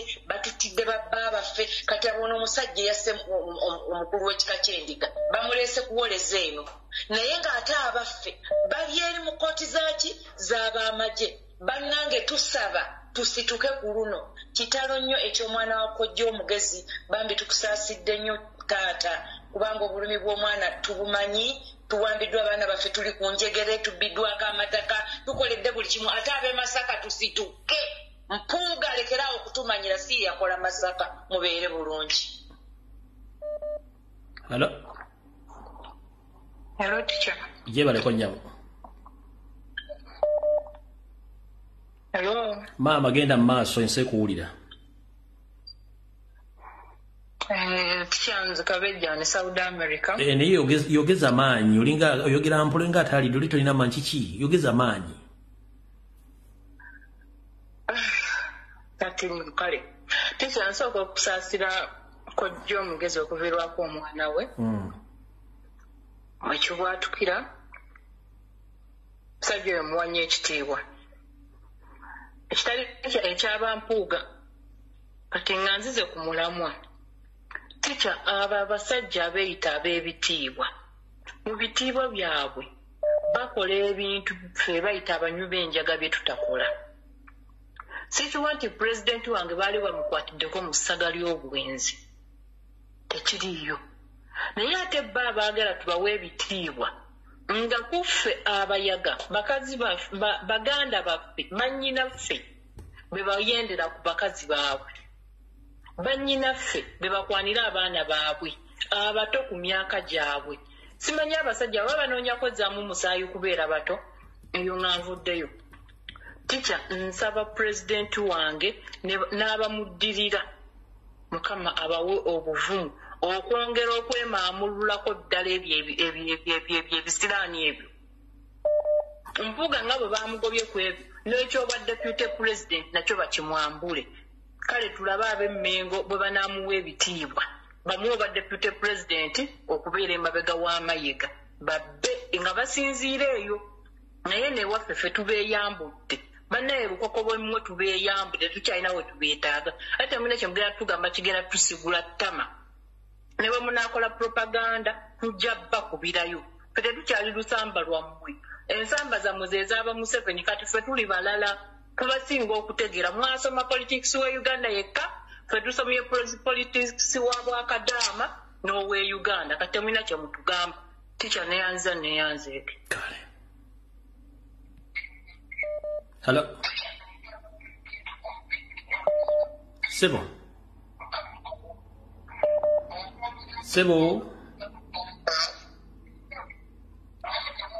Sebo gwali kogenda maaso. Hello. Goyagala okwewuliriza ate nga bw'owulira eno mugate bijja kusoboka. Hello, teacher. Wangi nyama. Jebaleko teacher. Nkale munanawe jebaleko. Sooka okusaasira kojja omugezi bannaye nga kitalo nnyo Mukama amugumye n'omwoyo gw'omugenzi Mukama akuwa ekimuli eky'emirembe. Amen. Akati nze nze ndi ku bantu bakusibye esooka kwonna ku Mmengo. Abasajja abo tubadde tulwana n'obulamu bwa Ssaabasajja Kabaka nga basirise wabula buli ajjayo omutwe nti tulaba Buganda mu kamwa tujolonga abakulembeze. Abantu abo basirikire ddala saagala mpulira obusungu bwe ndaba ebyo ebisajja ebiri ku CBS nga bibolooga nga bafudde Kabaka waffe oba ekintu ekitagasa. Bannange mpulira obulumi. Babe mukiiri batwesonyiwe. Kati tugenda kuwa abantu bitiibwa Kabaka waffe talunda babbi. Kabaka waffe talunda babbi. Ekyo bakikolanga bo kuba Kabaka waffe bamuwamba. Era omukyala avuddeko kyayogedde kituufu. Oyo omusajja yaka yakola oda mayiga nti mumutwaleko wano. Kubanga tekibangawo ne tuleba Katikkiro abala. Tetulabanga ko omusajja Kabaka waffe nga bamutambuza bwe batyo. Nga bamutambuza mu bujiini. Naye byonna tebabyogerako batunda amataka ga Buganda, batunda ebyobuwangwa byaffe byonna. Kati n'ekirala kyenjagala teacher. Bano abasajja, ono omusajja agamba byobuwangwa n'ennono. Ono bba wakola nnama. Baleme tuzannyira ku bwongo. Bagamba baleese obuwangwa baagala bya buwangwa na nnono. Nga obuwangwa bwabwe babumalawo ng'ate be bavumirira bo babikuumya abantu bagenda ne babiraba. Banaalambuza ki abantu nga bazze okulaba? Baleme tusiba Katambala bagambe nti bakolera Museveni naye tebali ku bya buwangwa na nnono. Baleme tusiriwaza, baleme tusiba Katambala byebyange teacher. Kale Mukama. Hello. Teacher we kuweereza. Kale sebo nawe bali kubeera kuyita mu bwangu sebo. Amanyi Endobesu ono kisolo omuto. Esebo. Osooka ddala kasooke ntuse okusaasira kwange ebikojja omugezi nti wa inna lillahi wa inna ilaihi raaji'uun.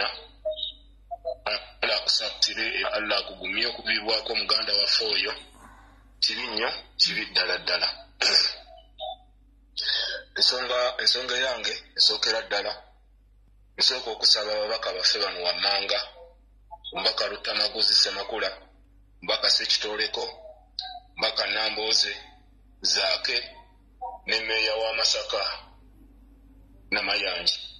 Mbasaba mukkirize nammwe muteekewoko ekyenjawulo muveeyo mugende munoonyereze ku Ssaabasajja Kabaka waali kuba tetumanyi era gy'alimu.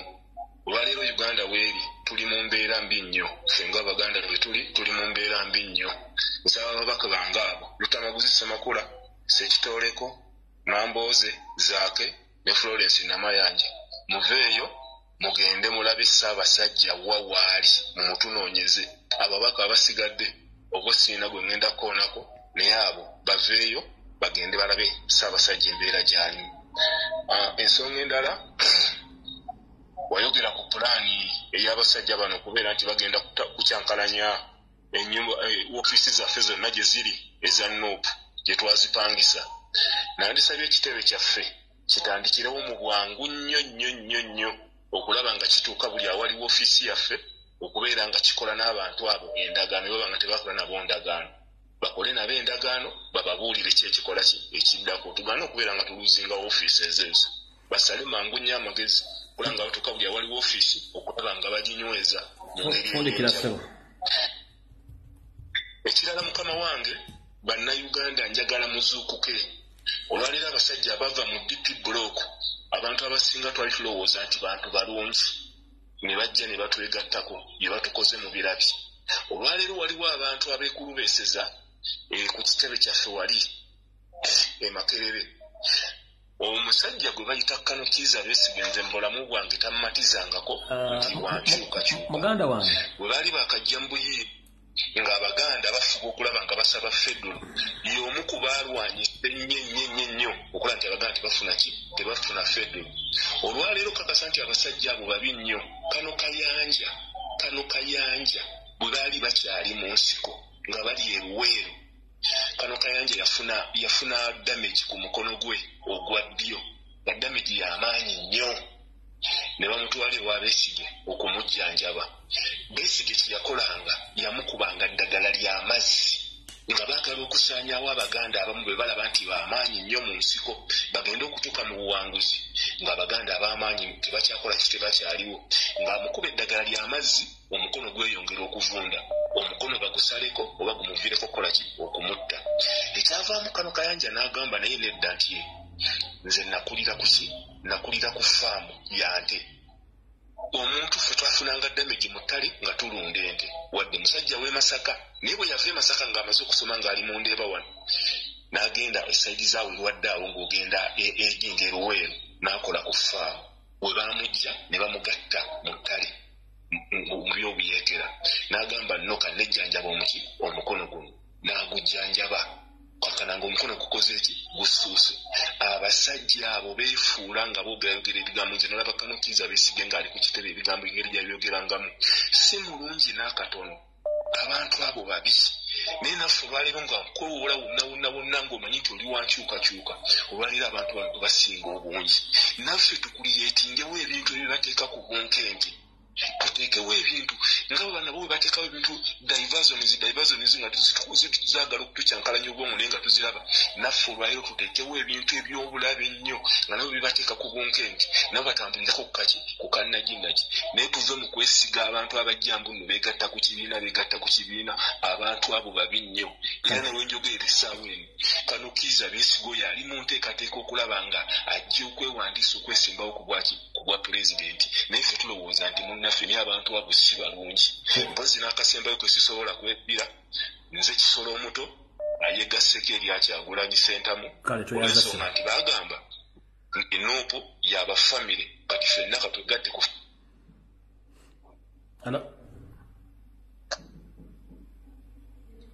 Sebo.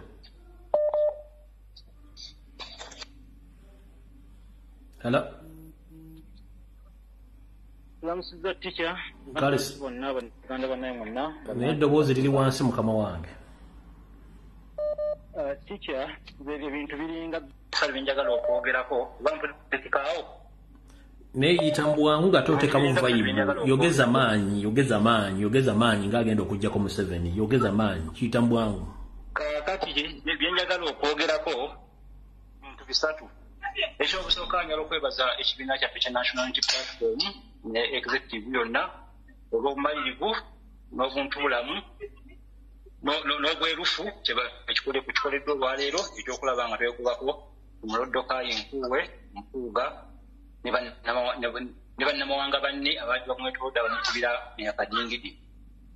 Ekyokubiri, bannansi bannange njala okwebaza abantu b'ekkuumi kye baakoze okugoba omumpembe omubbi Kondo Mugalwani Kazimba Mugalu. Baakoze omulimu gw'amaanyi nnyo oyo omusajja RDC wa Sserukamayo Sserwajja okwota omunyarwanda omutuusisitaani tuwetere Museveni. Era nga ekkuumi gye baamugubya abantu baalabuse baategedde azze okukyankalanya kuumi azze kunoonya byabugagga by'ekkanisa y'abaprotestant ekkuumi atandike okubyonoona nga bw'abinoonye eby'omu Buganda n'ebitundu ebirala eby'ensi yaffe. Ekyokusatu, bannaaye waliwo ekintu kyetubuusizza amaaso assassination y'omugenzi Lwomwa omubuze. Ekintu kino nakyemalira akivuga ayagala buli abadde buli kyakola ng'akiteeka ku Bakatuliki amini ku Basiraamu ng'akola ettemu ng'akiteeka ku Basiraamu akola ettemu ng'akiteeka ku Basiraamu. Tutunuulire nnyo ebintu byonna byonna bibaawo mu kutemula omugenzi Lwomwa Engineer Bosa Daniel. Omuvubuka yagambye mbu baamutendekera mu bibira ebimu ebyetoolodde Mpigi. tewali kibiira n'ekimu mu ggwanga lyaffe Ssekamawe tesibajja okwoto omunyarwanda omukristaayo nti Yoweri Museveni kyali alisaawo nga tekiriimu nga takitaddeemu bambegabe takitaddeeko maaso amayogi kubanga akimanyi ekiba mu bibira. Teri muntu kiba ekibanza kyerekera mu bantu kuyiga tageti sabbaawa ya sasa nakyemalira n'atakimanya. Nakyemalira yatta basasinatinga omugenzi omuguze Daniel Bosa balina ekintu kyebavuga kyebaagala okuleeta mu bakatuliki. Balina ekintu kyebavuga kyebaagala okuleeta mu Buganda nga batandikira mu bakulu b'ebika. Kati yawutala ayagala kubuuza mu bakatuliki atandika okugamba musimanya nga bannansi bane Abaganda bannange ewa bannange abalimba nti abo abaana batulaga musimanya mbu we baatumira omugenzi kirebwe ani nannyini mungu ezitemula bannansi teri mungu nakyemalira gyatamanyi mu ggwanga. Hello.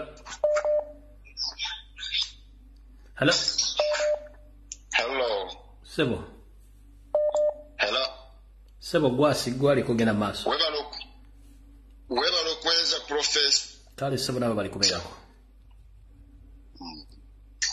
Nyongera okubuuza ku batuwuliriza n'abakulaba eyo.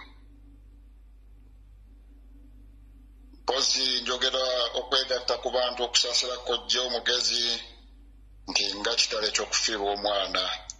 Tetulina bigambo bya kumugamba bisobola kumugumya naye katusabe Allah omulungi Omukama Katonda amutugumyize. Sala nga mpita wano ku mutimbagano ku TV yaffe gaggadde buli Muganda yenna alimu ensa ne Munnayuganda yenna ayagala change. Mbasaba tuboyikootinge emisinde egitegekebwa Katikkiro egitegekebwa Mayiga gy'atumye Kabaka birthday run 69. Oba si ekyo tugendeyo tutandika okuwoggana Mayiga should go, Mayiga should resign. Ekyokubiri watusaba tuprofilinga abasajja bano. Nze kinjagala okugambako akatono akavubuka akayita Afghanistan kusuulwa. Njagala buli muntu awuliriza nga manyi ekajjansi ekawotto bakazaala kawotto. Mama waako yali musomesa ng'asomesa Kawotto Saviour's Primary School. Babeera kumpi awo n'essomero ery'omugenzi Katabaalo. Kitaawe yali kakiiko akazimba ekereziya y'ekajjansi. N'ekereziya kati tezimbibwanga. Sente bazifutyanga era nga wulaba nti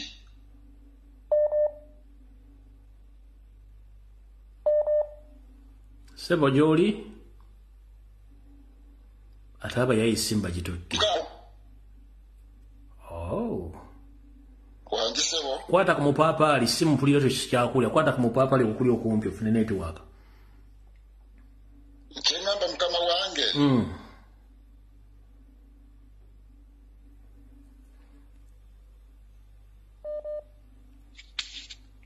omukulu wangi Sebo omukulu Sebo gwaliko genda mu maaso. Osiibye otya leero? Ndi bulungi Sebo oli otya muganda wange nkuyegezi kyankubire olugenda mu maaso tesa tove wano. Kakati programu weebale okigeza okitwala mu maaso. Yes Sebo.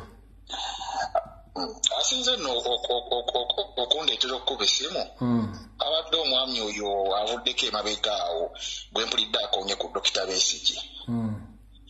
Bannaaye Abannayuganda tuyiga okubeera constant, tuyiga okubeera nti tufokasinga ku muntu abeera kwegamba abaatulwanyisa atuleese ekizibu afuuse ekizibu bwe tuba tubeera nga tufokasinzeeko omuntu nga abayita kulinaako nnyo kintu tusooke tumuteeka ebbali. Olaba musomesa osobola okubeera n'omuntu nga mwali omukolera nga muli bumu nga mukwatagana naye ate ne mwawukana. Fena tukimanye bulungi mwami Museveni yalimba abasajja nti bwenvaako bwe noddako n'olinaddako oba okitegeera naye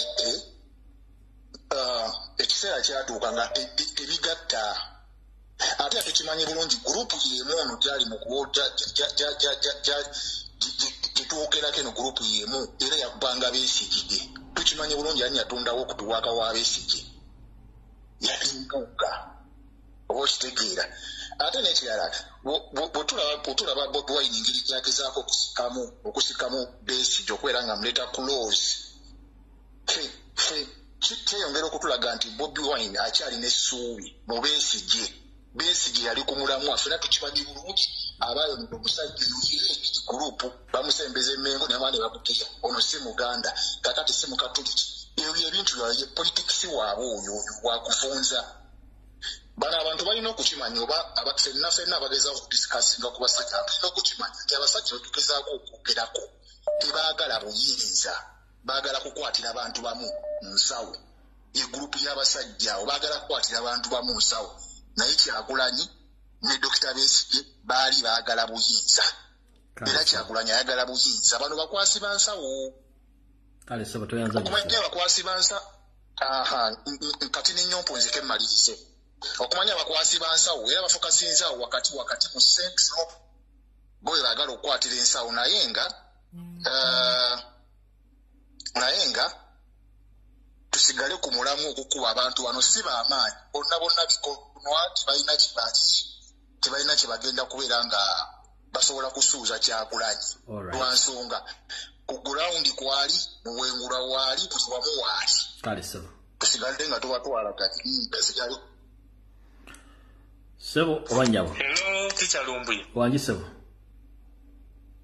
jebale kumsebo nawe jebale ko sebo bale bambi bakukatiza ku mpuugo oyo twazula yalitegera abaana bakwatira ekalangala mpuugo oyo ninako wino yabasetinga byogere nze nkuwadde microphone byogere tuludde ebbanga ddene nnyo atunoonyereza ku mpuugo oyo abaana bakwatira kalangala abaana abo yali mabega waabo yali emabega wegundi eddiro yakwata abaana abo olwatuuka oyo mpuugo oyo ye yasoma ddiiru yonna okusoma bagenda wonna we baali bagenda wonna nga yatwala baweerezanga information eri abakulu ne bajja ne bakwata abaana abo tekyali muntu mulala yenna era temuddango kugamba nti ate gundi yali mpuuga oyo mpuuga gumulaba omuntu ab'ekitiibwa abo naye n'ekirala mukulu Lumbuye mpulira nensewulira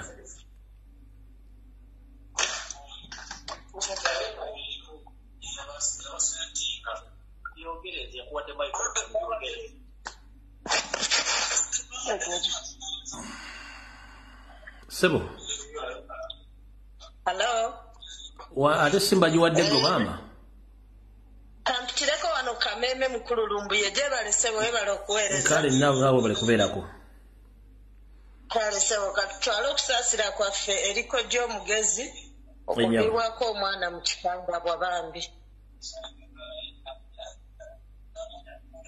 hello maama genda itambwangalo gamujjawo yogera gwaliko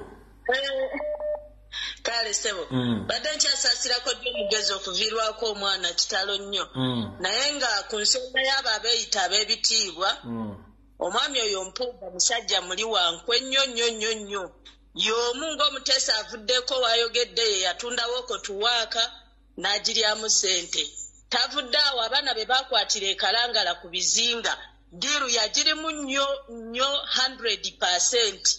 Abaagala obujulizi bajje tububawe naye yennyini waba akiwakanamu atukubira essimu ajje okwo tugasimbagane naye programu yange ebeerako ate ng'omusezi agoyesi ndigenda kulirako bantu bange nkuwadde microphone byogere nsi ekuwulira ate naye kwali yennyini tukirumiriza 100 ku 100 yakwatisa abaana baffe ekalangala tavuddaawo atemye ebijambiya e Masaka era nabyo yabiryamu ssente kwegamba ye muntu wakulya ssente ne bawaayiriza omusajja Segirinya yali akava e Netherland ne bamuwaayiriza nti yatema ebijambiya kumbe empuga yatemesa ebijambiya kyova olaba olunaku lwe yagenda mu kooti lwe bayimbula Basegirinya musajja mubi nnyo atwale ebitiibwa by'Emmengo feno gye yazze tujja mukalakata paka kuwulira bubi tugenda mukuba bbeya nnako kale sebo tweyanza nnyo tweyanzeege mukama kuume Hello. Hello. Sebo. Hello. Kuoli mukama wange yogera. Kufuna sebo kama zebubaka bange bali njagala ku buweereza ku bantu bange aba UPD nga ekintu kino kanjogere mu Luswahili Oluganda luzibuzibu mukama wange. Naomba mandugu zangu wa UPDF, kuna shida moja tu, kama sisi wananchi wa Uganda tumetoroka nchi yetu, hatuna usalama, na nyinyi ndio mle hapa kutulinda sisi wananchi wa Uganda, mnanipata? So ile hofu yoyote yenye tuko nayo, tunaogopa vita. Sisi hatujaenda training ya vita. Mtu mwenye tunafaa tumtoe kwa kiti ambaye ndio kiongozi wa nchi na sio qualified kiongozi ni Museveni, ambapo sasa tunafaa tusaidiwe, na mwenye kutusaidia ni sisi. Naona sasa nyinyi wanajeshi ndio mnafaa mfanye kitu, tunangoja tu mkono wetu tu, mkishafanya mambo yani muamue tu mfanye mambo, sisi wananchi tutafata. Hata nchi zingine zitasaidia, lakini kikaatuka wote na tutaongoza miaka zote vile huyu mjamaa anaendelea, vile yeye anapanga tu kuongoza East Africa. Sasa tusipomtoa tu saa hii ndio hivyo. Asante sana mkama wange. Kale sio mkama konkomera.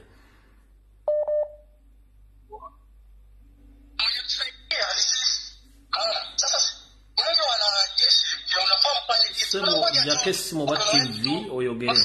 Chafanya mambo yani muamue tumfanye mambo sisi wanaishi tutapata hata nchi zingine. Hello. Hello. Uwanje nyabo. Chawe bali kubereza. Nkale nyabo nawe bali kuberako.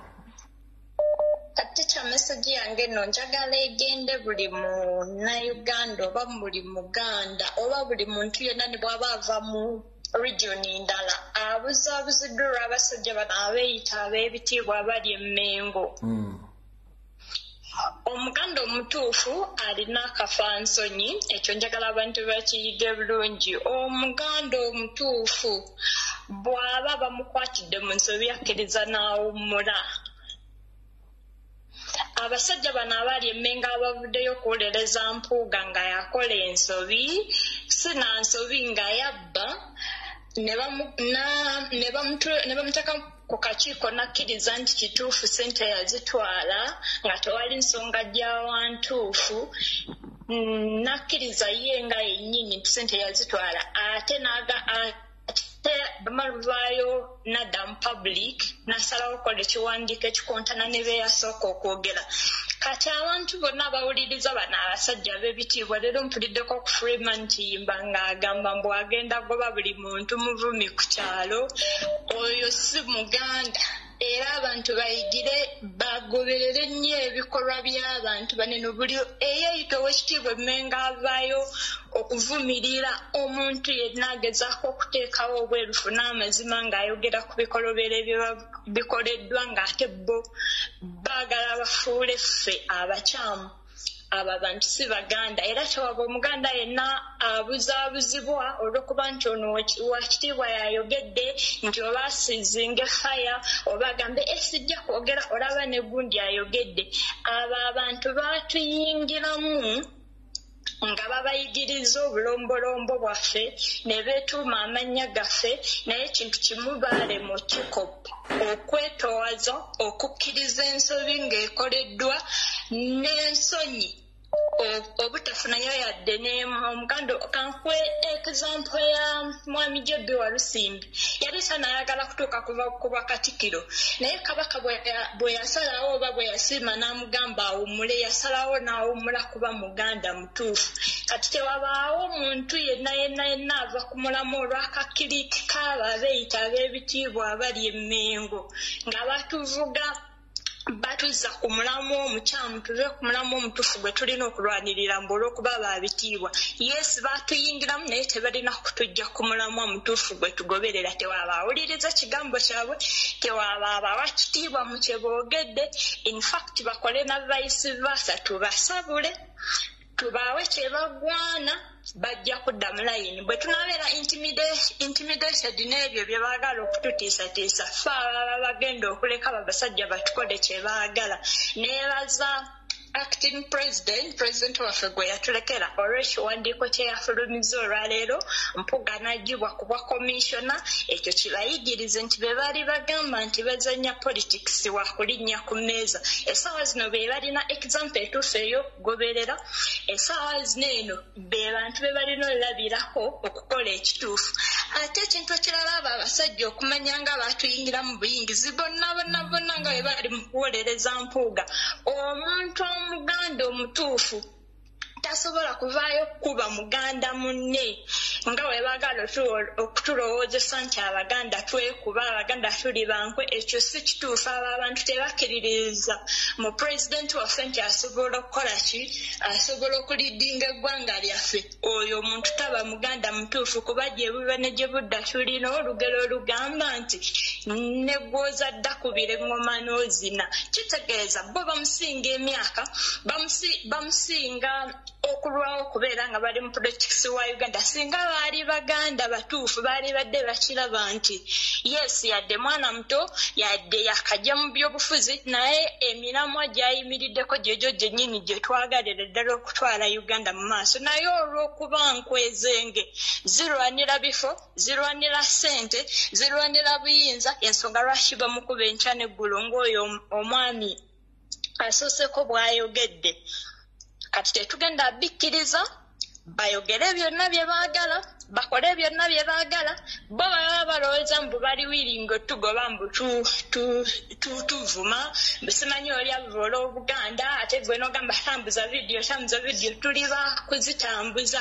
paka ate tetujja kukoma kutambuza vidiyo tubaboole omuntu yenna awagira ekikyamu twejjemu akatengo twejjemu okutya oba alabikidde ku mukolo oba alabikidde watubeeko kye tukolawo n'omukuba eggi n'obwomuyira amazzi n'obwemusaakanyiza waggulu nga temwagala kuwulira kintu kyonna kyonna kimuva mubako enjawulo gye mukoze bwe tunasi tukaba n'abantu ne balaba nti nno waliwo ekikolebwa waliwo response ebaddizibwa mu byekisiru bye baagala tuyimirireko ebbanga lyonna bajja kudda mu layini bamanye nti abantu bacuguddemu abantu bategedde naye nga kyenjagala abannayuganda abaganda bannaffe abasoga abantu bonna okujjawo kye kino okugamba abaganda muli mu kwerumaaluma tewali muganda mutuufu yerumaaluma abo abasajja nkwezengeza atujjamu abalowooza nti bakopye obulombolombo n'ennono ne beetuuma amannya gaffe ne balowooza nti bamazeeyo ne beerabira nti basigaza ebiyisa byabwe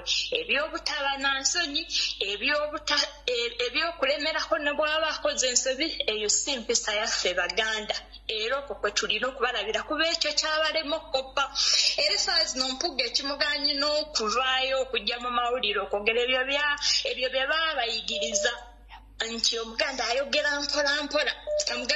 mpolampola essaawa zino tasobola kuvaayo n'ayogera kuba amanyi agenda kubaluka bubalusi buli omu alabe ekituufu kikyali tetutya tuyimirire tubeere faamu ekibi kibe kibi ne bw'abaani era nebaza abantu b'ekkuumi abaagobye ono omusajja simanya kitaffe mu katonda abaamugobye we should copy from that as well tubaddiza ekintu kyekimu buli bwe tunaabaddiza kye batuddiza bajja kutandika okwekweka kuba bakiyitizi nnyo naye buli we bakuba ejjinja mu kisaka ne balaba nga tetwenyenyeza bongera kutuleetera bintu bituzza wansi bongera kututta bongera kutunyigiriza singa naffe tuzzaayo omuliro buli munnayuganda yenna waali oba buli muganda yenna waali okutulinnyako yes tulekerawo okuleka abantu bano okutulinnyako tubeeko kye tukola we tugenda okwenunula nga tetulinza ani oba nffe nnyini ebali kuweereza tica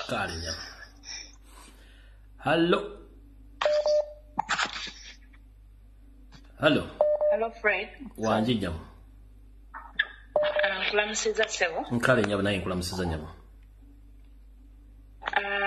maze wiiki namba nga ngoberera ebigenda maaso enyabo naye njagala okutegeeza eggwanga n'abavubuka abasinga mu Uganda kubanga Uganda esingwa kubeeramu baana bavubuka abavubuka njagala musituke abavubuka abali kuno abagenda okuwuliriza programu eno oluvannyuma abanagiwuliriza enkya abanagiwuliriza wiiki ejja njagala tusituke njagala muzuukuke muve mu kwebaka kabaka waffe yatugamba temubongoota bannange kabaka lwe yayogera statement eyo nali mutunuulidde nali mulaba era yali ali live naye nasigala mu mutima gwange nga neebuuza lwaki kabaka ayogedde statement eno nga nnene nnyo bannange essaawa eno lwendaba nti kabaka ebintu byali ayogera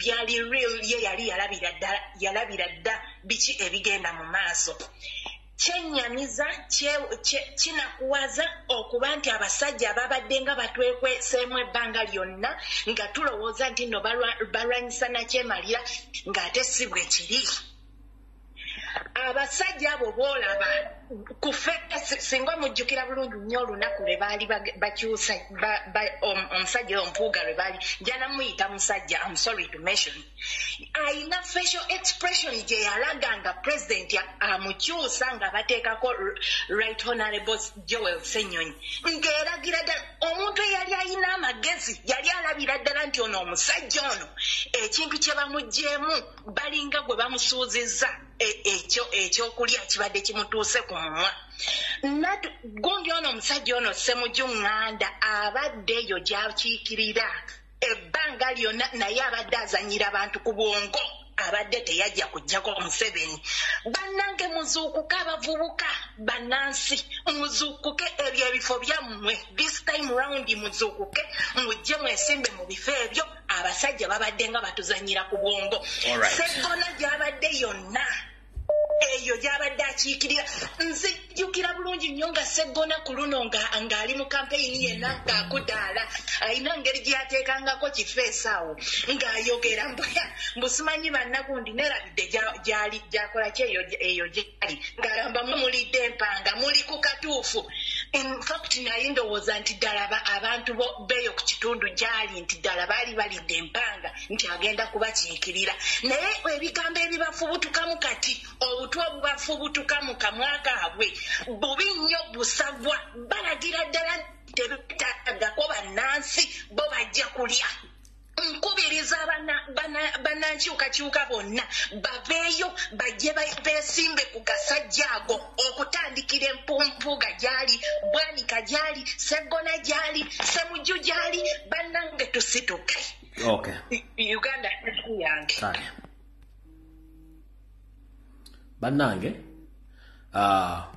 kyembasaba okukola kambazanyire vidiyo eno kyembagambye okutandika okugoba abantu bano ku mikolo nga temubakkiriza kubeera ku mikolo omwami Kazimba Mugalu azze akola obuvuyo mu Church of Uganda nga abantu bamusiriikirira era nga n'okulonda okubadde Luwero recently yakukolamu akavuyo n'ateekayo omuntu gw'ayagala abantu ne bamusiriikira wabula olwaleero bw'agenze mu mambuka ga Uganda kyebakoze Kazimba Mugalu tali kiddira kyenjagala mukole bamme ba parliament n'abantu abalala bonna kino kyembagamba okukola kyebakoze Kazimba Mugalu kye bamutandika okukola bano abasajja kino kankibazanyire nga nfundikira video kyebakoze Kazimba Mugalu fujire badde akola mu kanisa Church of Uganda kyeyakoze Luwero okukyankalanya okuteekayo omuntu yegwe yeronde ku lwa Museveni kino kyebakoze Kazimba Mugalu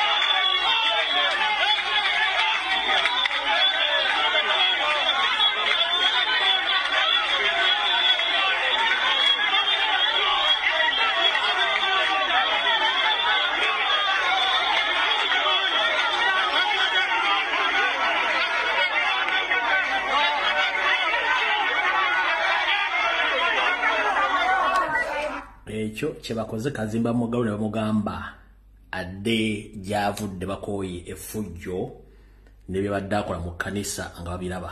So kyenjagala mutandika okukola abasajja bano bonna. Kyenjagala mutandika okukola abasajja bano bonna. The moment omuntu alozinga integrity ne respect abatasaana kuwa kitiibwa. ANC yaffe bana abasajja bagaggawadde tebaagala Museveni aveeko ng'anfundikira. Abasajja bonna bannabyabufuzi abadde mu parliament n'abali mu parliament abasinga obungi bagaggawadde tebaagala kuva mu bukulembeze kubanga bakimanyi sensi w'ekyo bagenda babuuza ebibuuzo sente baazijjawa. Yensonga lwaki bazannya kifiiriza. Lwaki yakkuba endobo nga muzannya mu ttiimu y'emu oli n'ayitawo n'akuteeba. Nkiddamu DP Buloko Mpuuga ne kagulupu kaabwe bwe baba nga basambira mu ttiimu y'emu lwaki ye kennyini ajja n'akukuba endobo muzannyi munne mu ttiimu y'emu striker wa ttiimu eri n'ajja n'abakuba goolo ne bawangula ekikopo y'enkola gye babadde bakola. Kati njala mu nkyunyuza abasajja abo kyonna kyeboogera temufaayo kuba bagenda kukola blackmail ne propaganda naye mbagamba nga wenneeya mu bakuba from day one. Oba mugenda kundogera ku mwezi oba mugenda kundogera mu nnyanja am ready. Mwakabija kamwe nakeyimbamu mpaka lasiti nkeesobolera woomu abalala bajja kunnyambako obuyambi.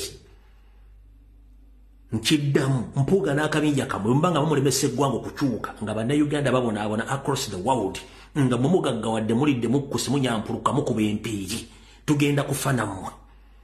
Omusajja Kyagulanyi alwana eggwanga likyuka mumukwata amatayi mukuba endo mutadde muyinjale kubanga mwene be muzimba ebyammwe ngenda kufa nammwe mpaka.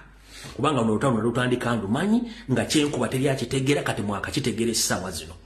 Naye munandoga nga ateze eddogo lya tesobola kunkwata kubanga lyalemwa. Kati mbagamba buli kyonna kye mugenda okukola first and foremost mugenda kukola blackmail ow'ekisiru abaana abagenda balizoninga out. Bwekimanye tuli mu .com era ogenda kwogera ekyekisiru bajjayo evidence. Ngoyo mukulu Kapale Bwanika bwe yajiya busimanyi neke ya Nuupu erimu Mikiwa n'abala bagenza okuleeta empapula nga Mikiwa ntabeeranga ko bwe guba musango baba kutudde mu kooti ekyo bakiyita defamation. Okitegedde ye njagala kubuuza